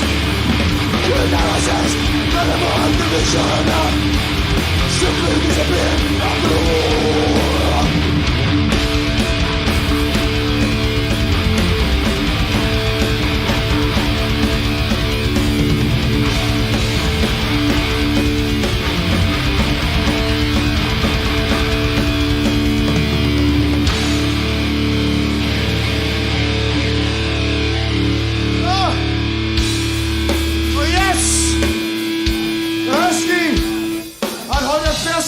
Fieber, aber es ist da und macht seinen verfickten Job und lass uns hören bei ihm, Gott!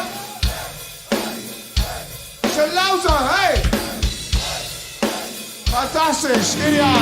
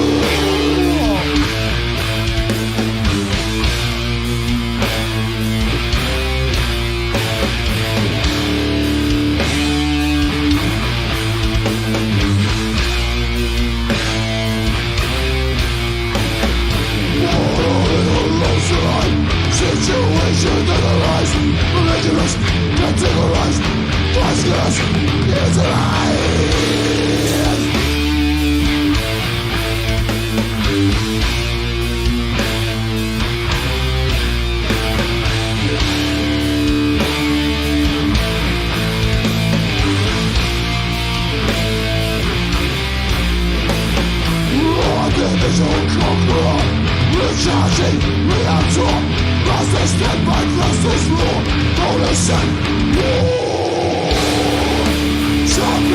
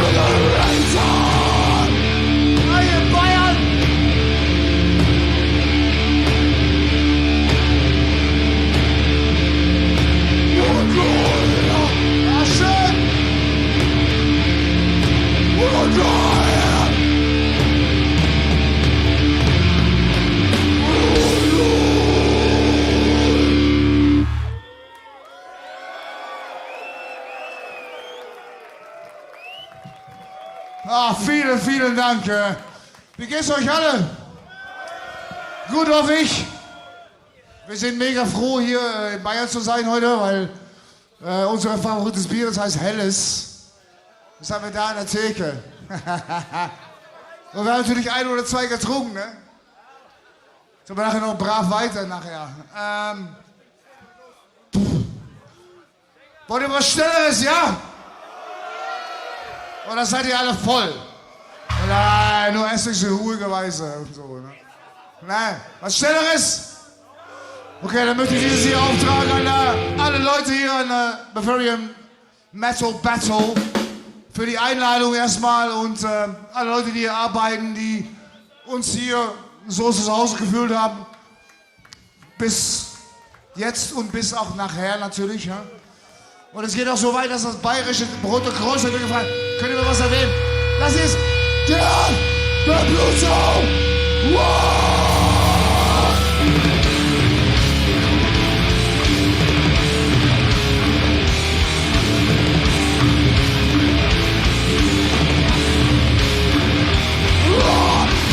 Okay!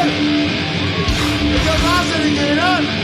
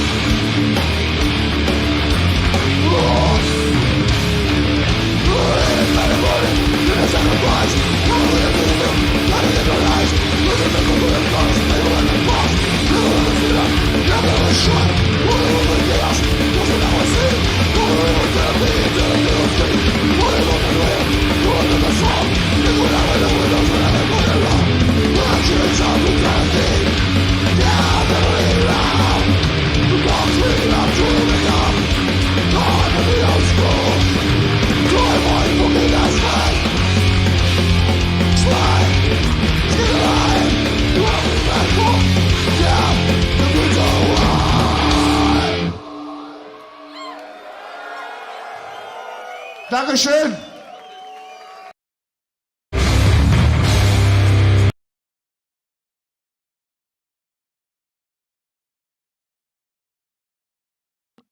Ja, liebe Leute. So, ja, Death the Brutal Way. Letztes Jahr haben wir das mal kurz als einen Song rausgehauen. Nachher gibt es noch mehr davon. Ich hoffe, ihr könnt mich alle hören. Ja, jetzt sind wir schon alle ein bisschen beieinander, glaube ich. Ja, schön, dass im Chat auch so viele Leute mitschreiben, dass so viele mitmachen. Der Stefan hat mir gerade mitgeteilt, 60 Leute, die beim Quiz schon mitgemacht haben. Echt Wahnsinn. Auch schön, dass so viele von Anfang bis vorne dabei bleiben. Danke euch an dieser Stelle. Ich hoffe, wir sehen uns bald wieder so und spätestens nächstes Jahr auf dem Open Air. Jetzt machen wir kurz die Auflösung der Fragerunden. Und zwar wäre die Frage Nummer 15. Was hat der Stefan früher bei Asire gespielt? Und dazu habe ich jetzt eine Auflösung.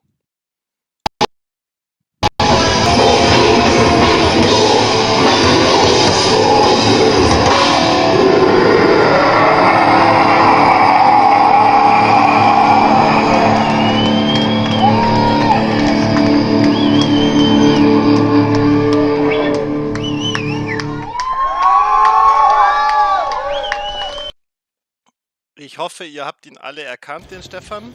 Ihr habt ihn hoffentlich alle erkannt. Am Bass natürlich. Da war er noch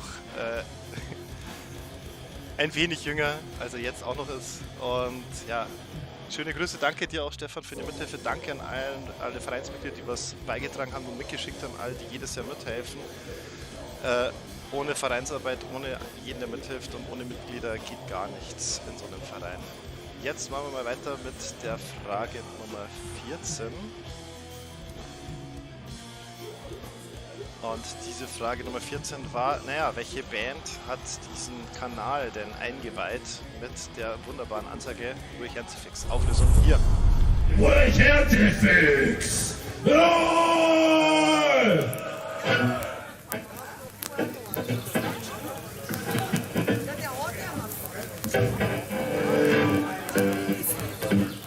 The gate of the downfall.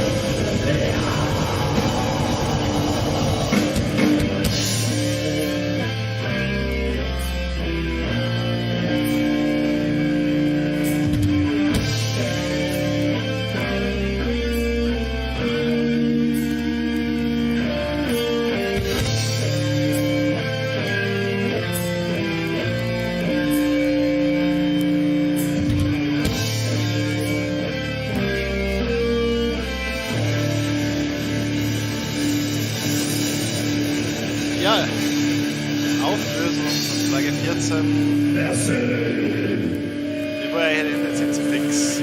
Udo von Desolation. Wer ihn nicht kennt, checkt mal die neue Band von ihm aus. Was heißt neue Band? Großartige Band aus Bayern. Bei AOP Records. Ich hoffe, die Jungs kommen noch ganz groß raus. Haben jetzt ein paar neue Sachen am Start. Von daher, viel Erfolg euch. Wir hoffen, wir sehen euch mal wieder auf dem Bavarian Battle irgendwann mal, nicht nur als Gast, sondern auch auf der Bühne mit Großer. Frage 13. Tja, was hat der Martin da angekündigt? Lange Rede, kurzer Sinn. Auflösung dafür. MS Bismarck. Und wer die Annie kennt, weiß auch, welchen Witz der Martin da gemacht hat bei der Ansage. Ich habe die Annie vorher gefragt. Annie, falls du zuschaust, liebe Grüße. Ich hoffe, wir sehen uns auch bald wieder. Und danke für den Support des Festivals und deine zahlreichen Beiträge mit holländischen Bands. Ja, Martin hat das Lied MS Bismarck angekündigt. Sollte da auch noch kommen. Wenn es voll schon war. Ich hoffe, ich komme nicht zu sehr durcheinander. Jetzt kommen wir zu der Weißwurstfrage. Die Weißwurstfrage, wer damals die Weißwurst für sich entdeckt hat auf dem Open Air. Ja, wer gut aufgepasst hat bei dem Song davor, bei der Ankündigung von Lucifer's Child, weiß ganz genau, es handelt sich um den ehemaligen Gitarristen von Rotting Christ. Und dementsprechend die Auflösung ist Rotting Christ. Wer dieses Foto noch nie gesehen hat, schaut es euch in ganzer Pracht mal an. Wie 4 schwarze Druiden um den Stein beim Essen der Weißwurst kurz nach Ankunft vom Flughafen, damals Rotting Christ Headliner bei uns 2015. Auch davon gibt es ein Video auf dem YouTube-Kanal. Und jetzt dürfte der Stefan schon soweit sein, er verteilt gerade die Punkte, ich sehe es gerade, ja, also die letzte Runde ist durch. Ich glaube, er macht auch noch eine Gesamtrunde, Gesamtgewinn. Da werden wir morgen oder die Tage mehr dazu über Facebook und Instagram noch raushauen, wie das gelaufen ist. Danke für eure Teilnahme an dieser Stelle, danke fürs Reinschalten, danke fürs Zuschauen. Und ja, jetzt kommen wir mal zur Frage 11 noch, der letzten Frage. Es brach kein Feuer aus, es waren auch nicht 100 Besucher, sondern Antwort E wäre hier richtig gewesen. Antwort E, das Konzert wurde überzogen, 2 Jahre drauf gab es keine Konzerte im Lokschuppen durch BW Events. Aber jetzt dann schon immer wieder auch, wie auch damals 2019, das auch fett ausverkauft war, da haben wir uns schon aufs Open Air richtig gefreut. Ich merke gerade, meine Kamera geht langsam aus. Ich hätte zwar noch einen Akku, aber ich glaube, es reicht auch mit mir. Und jetzt kommt zwar noch ein Video, aber das breche ich kurz ab und sage Dankeschön fürs Reinschalten. Ich hoffe, ihr habt eine Menge Spaß gehabt, habt einen schönen Samstagabend gehabt, auch ohne eigentliches Open Air. Und ich hoffe, wir sehen uns alle nächstes Jahr allerspätestens beim Bavarian Battle Open Air 2022. Und ja, theoretisch könnte man auch noch sagen, wen wir jetzt als Ersatz für Necrophobic haben, aber hoppla. Ich glaube, das ist jetzt ein Grafikfehler von der Regie. Das muss ich jetzt aber schnell löschen. Nicht, dass irgendjemand auf die Idee kommt, hier zu spoilern. Zack und weg. Viel Spaß mit S-Fix. Wir sehen uns. Auf Wiedersehen. Schönen Abend euch noch. Hauptsache zur und Prost.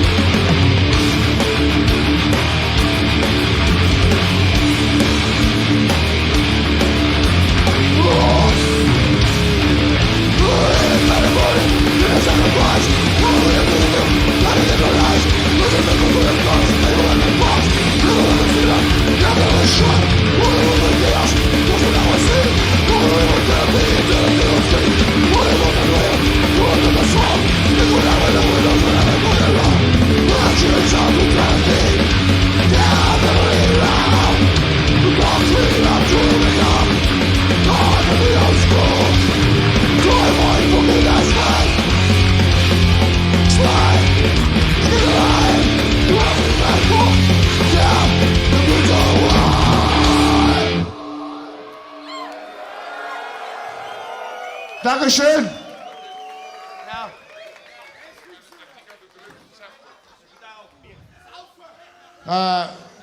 What? So the drums. Janos, quickly, ganz schnell ein Message für unsere Soundmann. Hier bei allen was weniger Schlagzeug auf dem Monitor. Und Paul, du hast auch was. Was? Paul braucht mehr Vokal. Scheiße. Wir waren gestern in Schweden, also ich bin noch halb Englisch am Labern. On your side, Paul. On Paul's side, yeah, on Paul's side. Also bei Paul. It is. Ja. Okay, nächstes Stück möchte ich einen alten Freund von der Band auftragen. Anni Hammer Promotions, ja. Und die Anni hat die beiden Bismarck. Glaub mir das. Und wenn ihr das von Frauen weiß, dann, naja. Ich glaube, in Bayern ist es normal. Bismarck!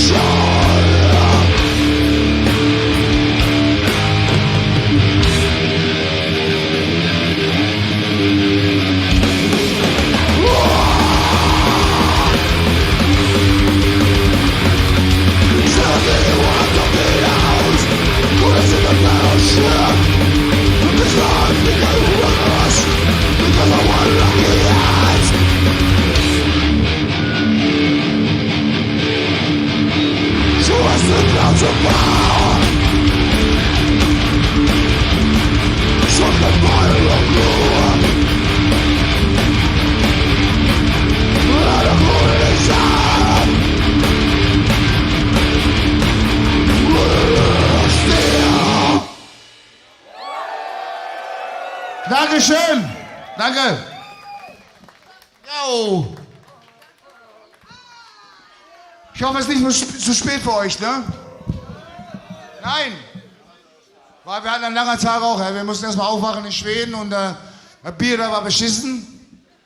Und wir sind jetzt happy, wir sind echt froh, dass wir in Bayern sind, weil, wie gesagt, wir haben unser Helles. Ne? Ah! Ich möchte dieses Stück erstmal auftragen an der einzige Crew, die wir dabei haben, Janosch heute für den Sound. Danke, Janosch. Gib mir mal einen Applaus. Und unsere Freunde von Graceless, Endseeker und Ill Disposed. Cheers, lads. Das hier ist für alle, die auf die Oldschool Death Metal stehen. The Death Hammer!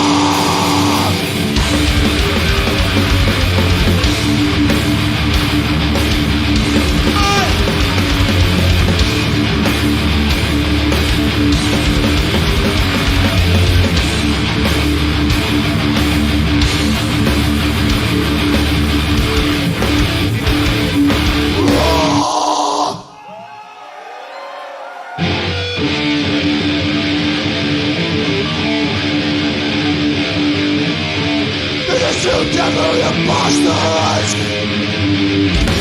And there's a go, and I'm a gun, and I'm letting you go.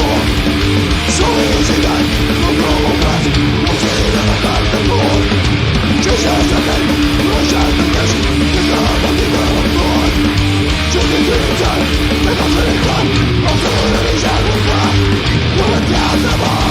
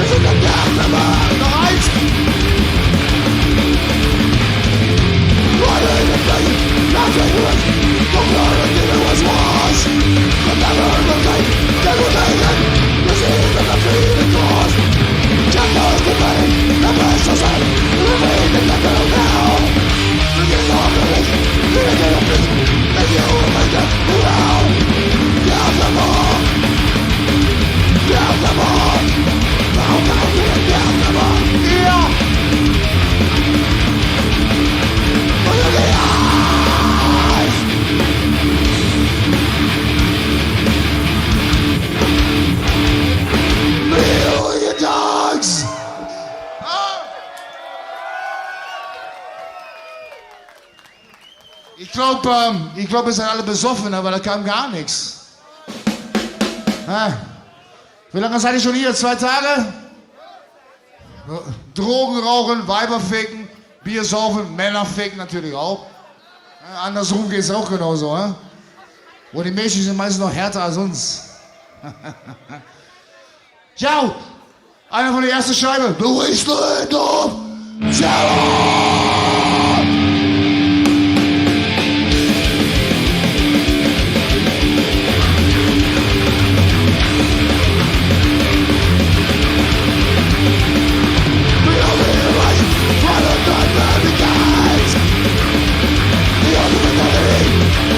I'm sad.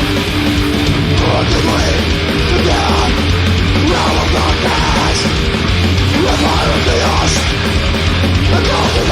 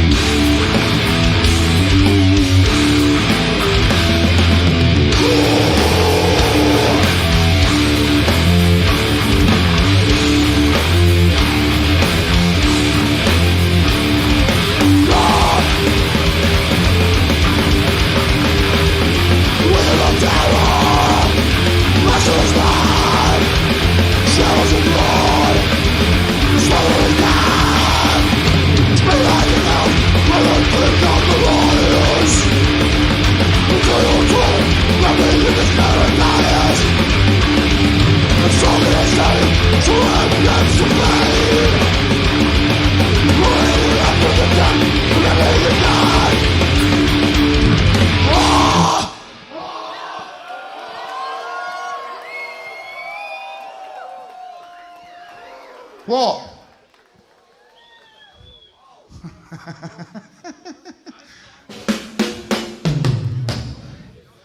Keine Ahnung, was jetzt los ist, aber... Hast du jetzt die Seiten verloren oder den Scheiß? Alles gut? Also dann sagen wir Prost, alles gut. Nächstes Stück ist besonders für Husky. Nicht, dass er das leitet am Skorbut. Obwohl, der Frischhof wird dann ungesund, das wäre kein Wunder. Aber der Husky...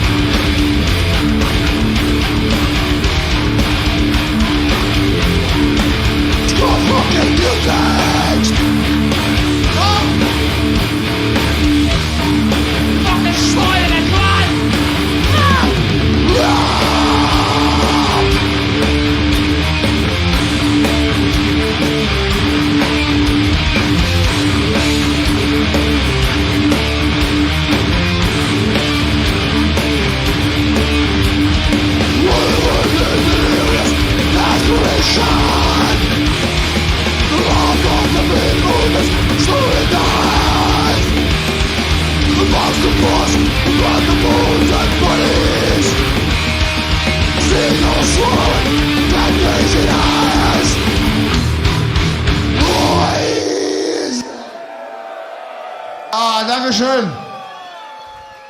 Es macht total Spaß und das Beste von allem ist, wir haben, die ganze Woche war Regen hier, ne? Und wir haben tolles Wetter, ist das nicht geil? Also so die Wettergötter danken. Prost an was da oben ist. Paul, deiner. Wie kennt ihr?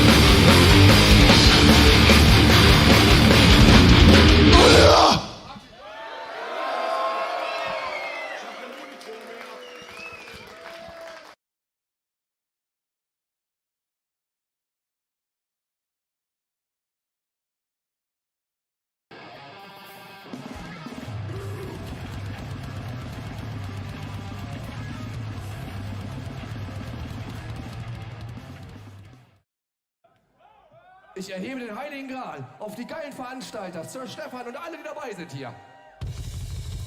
Ich erhebe den Heiligen Gral auf alle geilen Bands hier heute Abend. Ich erhebe den Heiligen Gral auf unsere geile Crew und das Pferd. Ich erhebe den Heiligen Gral auf das geile Licht. Auf den geilen Sound.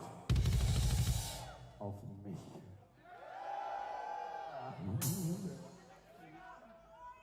Oh, letzte Nummer Battle Choir. Seid ihr noch mal richtig schön dabei? Request Gladiator.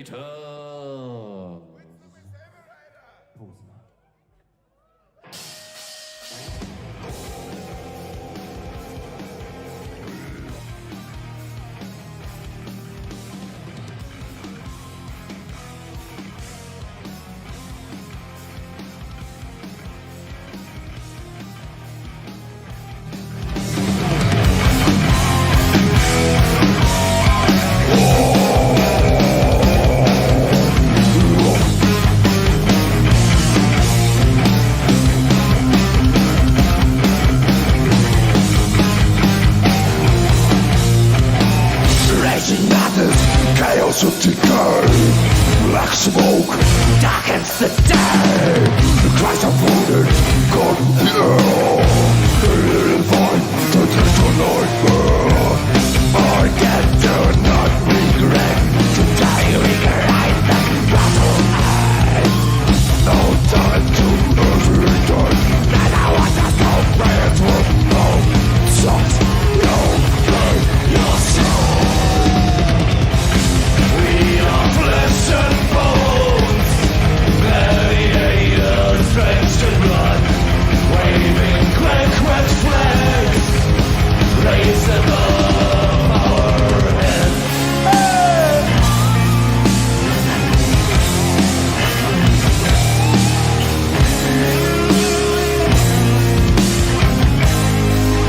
I drown beyond sanity, tank us all. About power, bravery and gone. From far away, sound of pounding drums, lights fading and seemingly gone. For that do not regret the day we cried the battle you earned. No time to hesitate. I don't want that to play for out. Just you and your soul. We are flesh and bones, gladiators drenched in blood, waving red flags, raised above our heads. We are flesh and bones, gladiators drenched in blood, waving red flags, raised above our heads. Liebe Freunde vom Credo! Duncan McLeod! Summer 8 Store! Lord Drunkenness!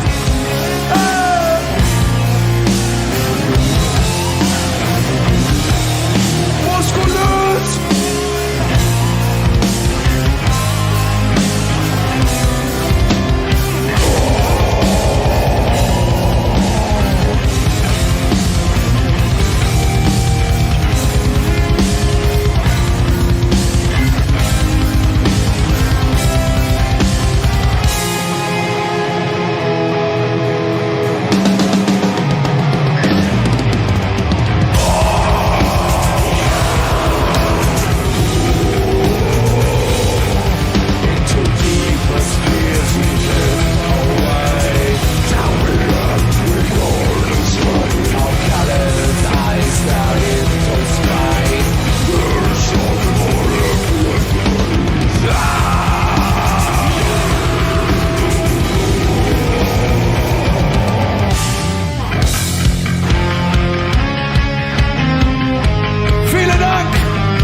Noch einen wunderschönen Abend. Wir sehen uns gleich nach der Schlacht dort drüben am Merch und trinken ein kühles Glas mit der Gemeinde. We are flesh and bones, gladiators drenched in blood, waving red flags, raised above our heads. We are flesh and bones.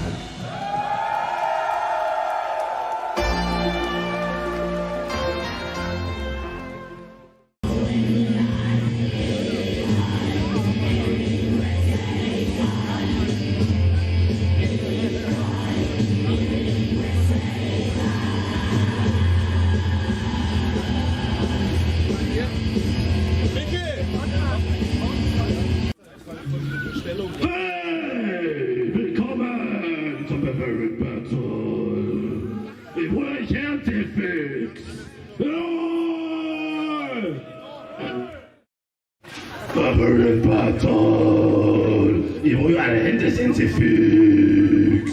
Wunderbar! Jawohl! Wir wollen noch mehr sehen! The Grimming Frostbitten Kingdom awaits! Now it's time to attack the Grimming Frostbitten! Fuck!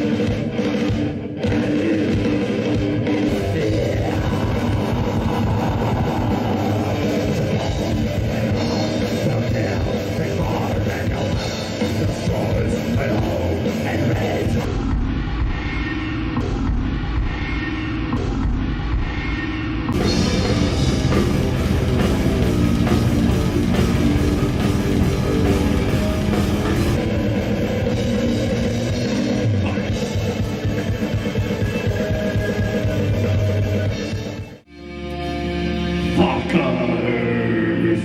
Heute macht es unser Akzent! Ja!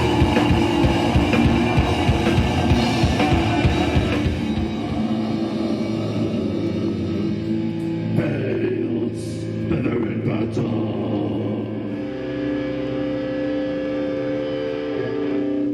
Merci!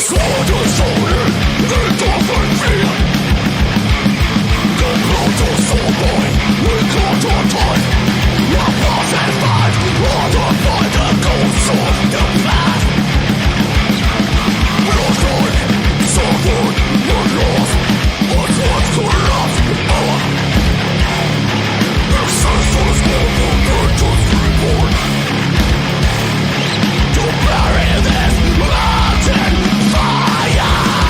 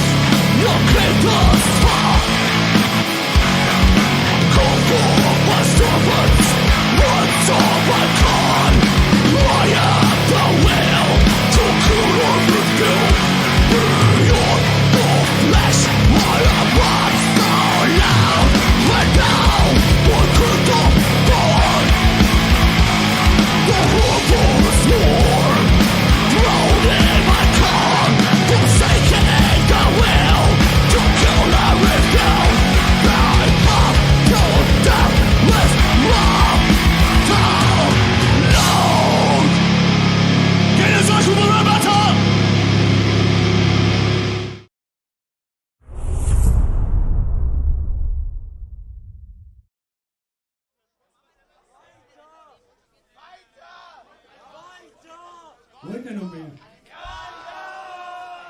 Bejahendes Nicken. Dann spielen wir noch was. Das nächste Lied handelt von der Vergewaltigung von Disney-Figuren. Es lautet Kräuter im Arsch.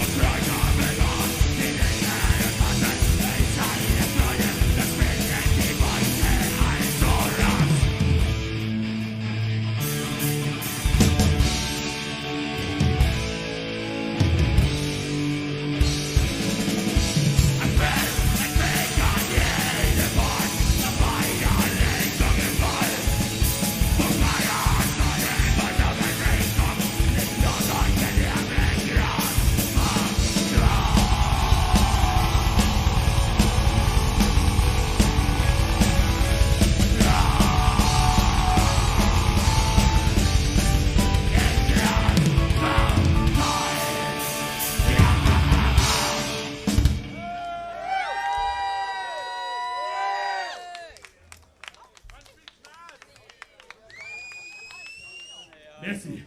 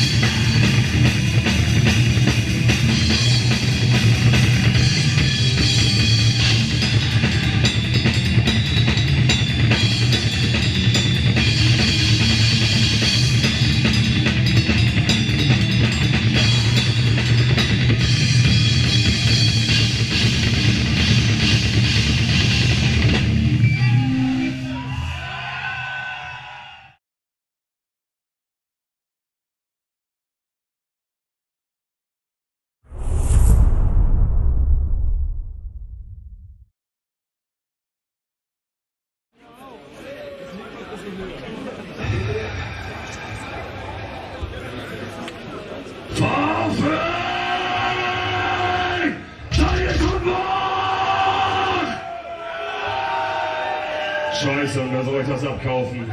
Seid ihr schon wach? Das klingt schon besser.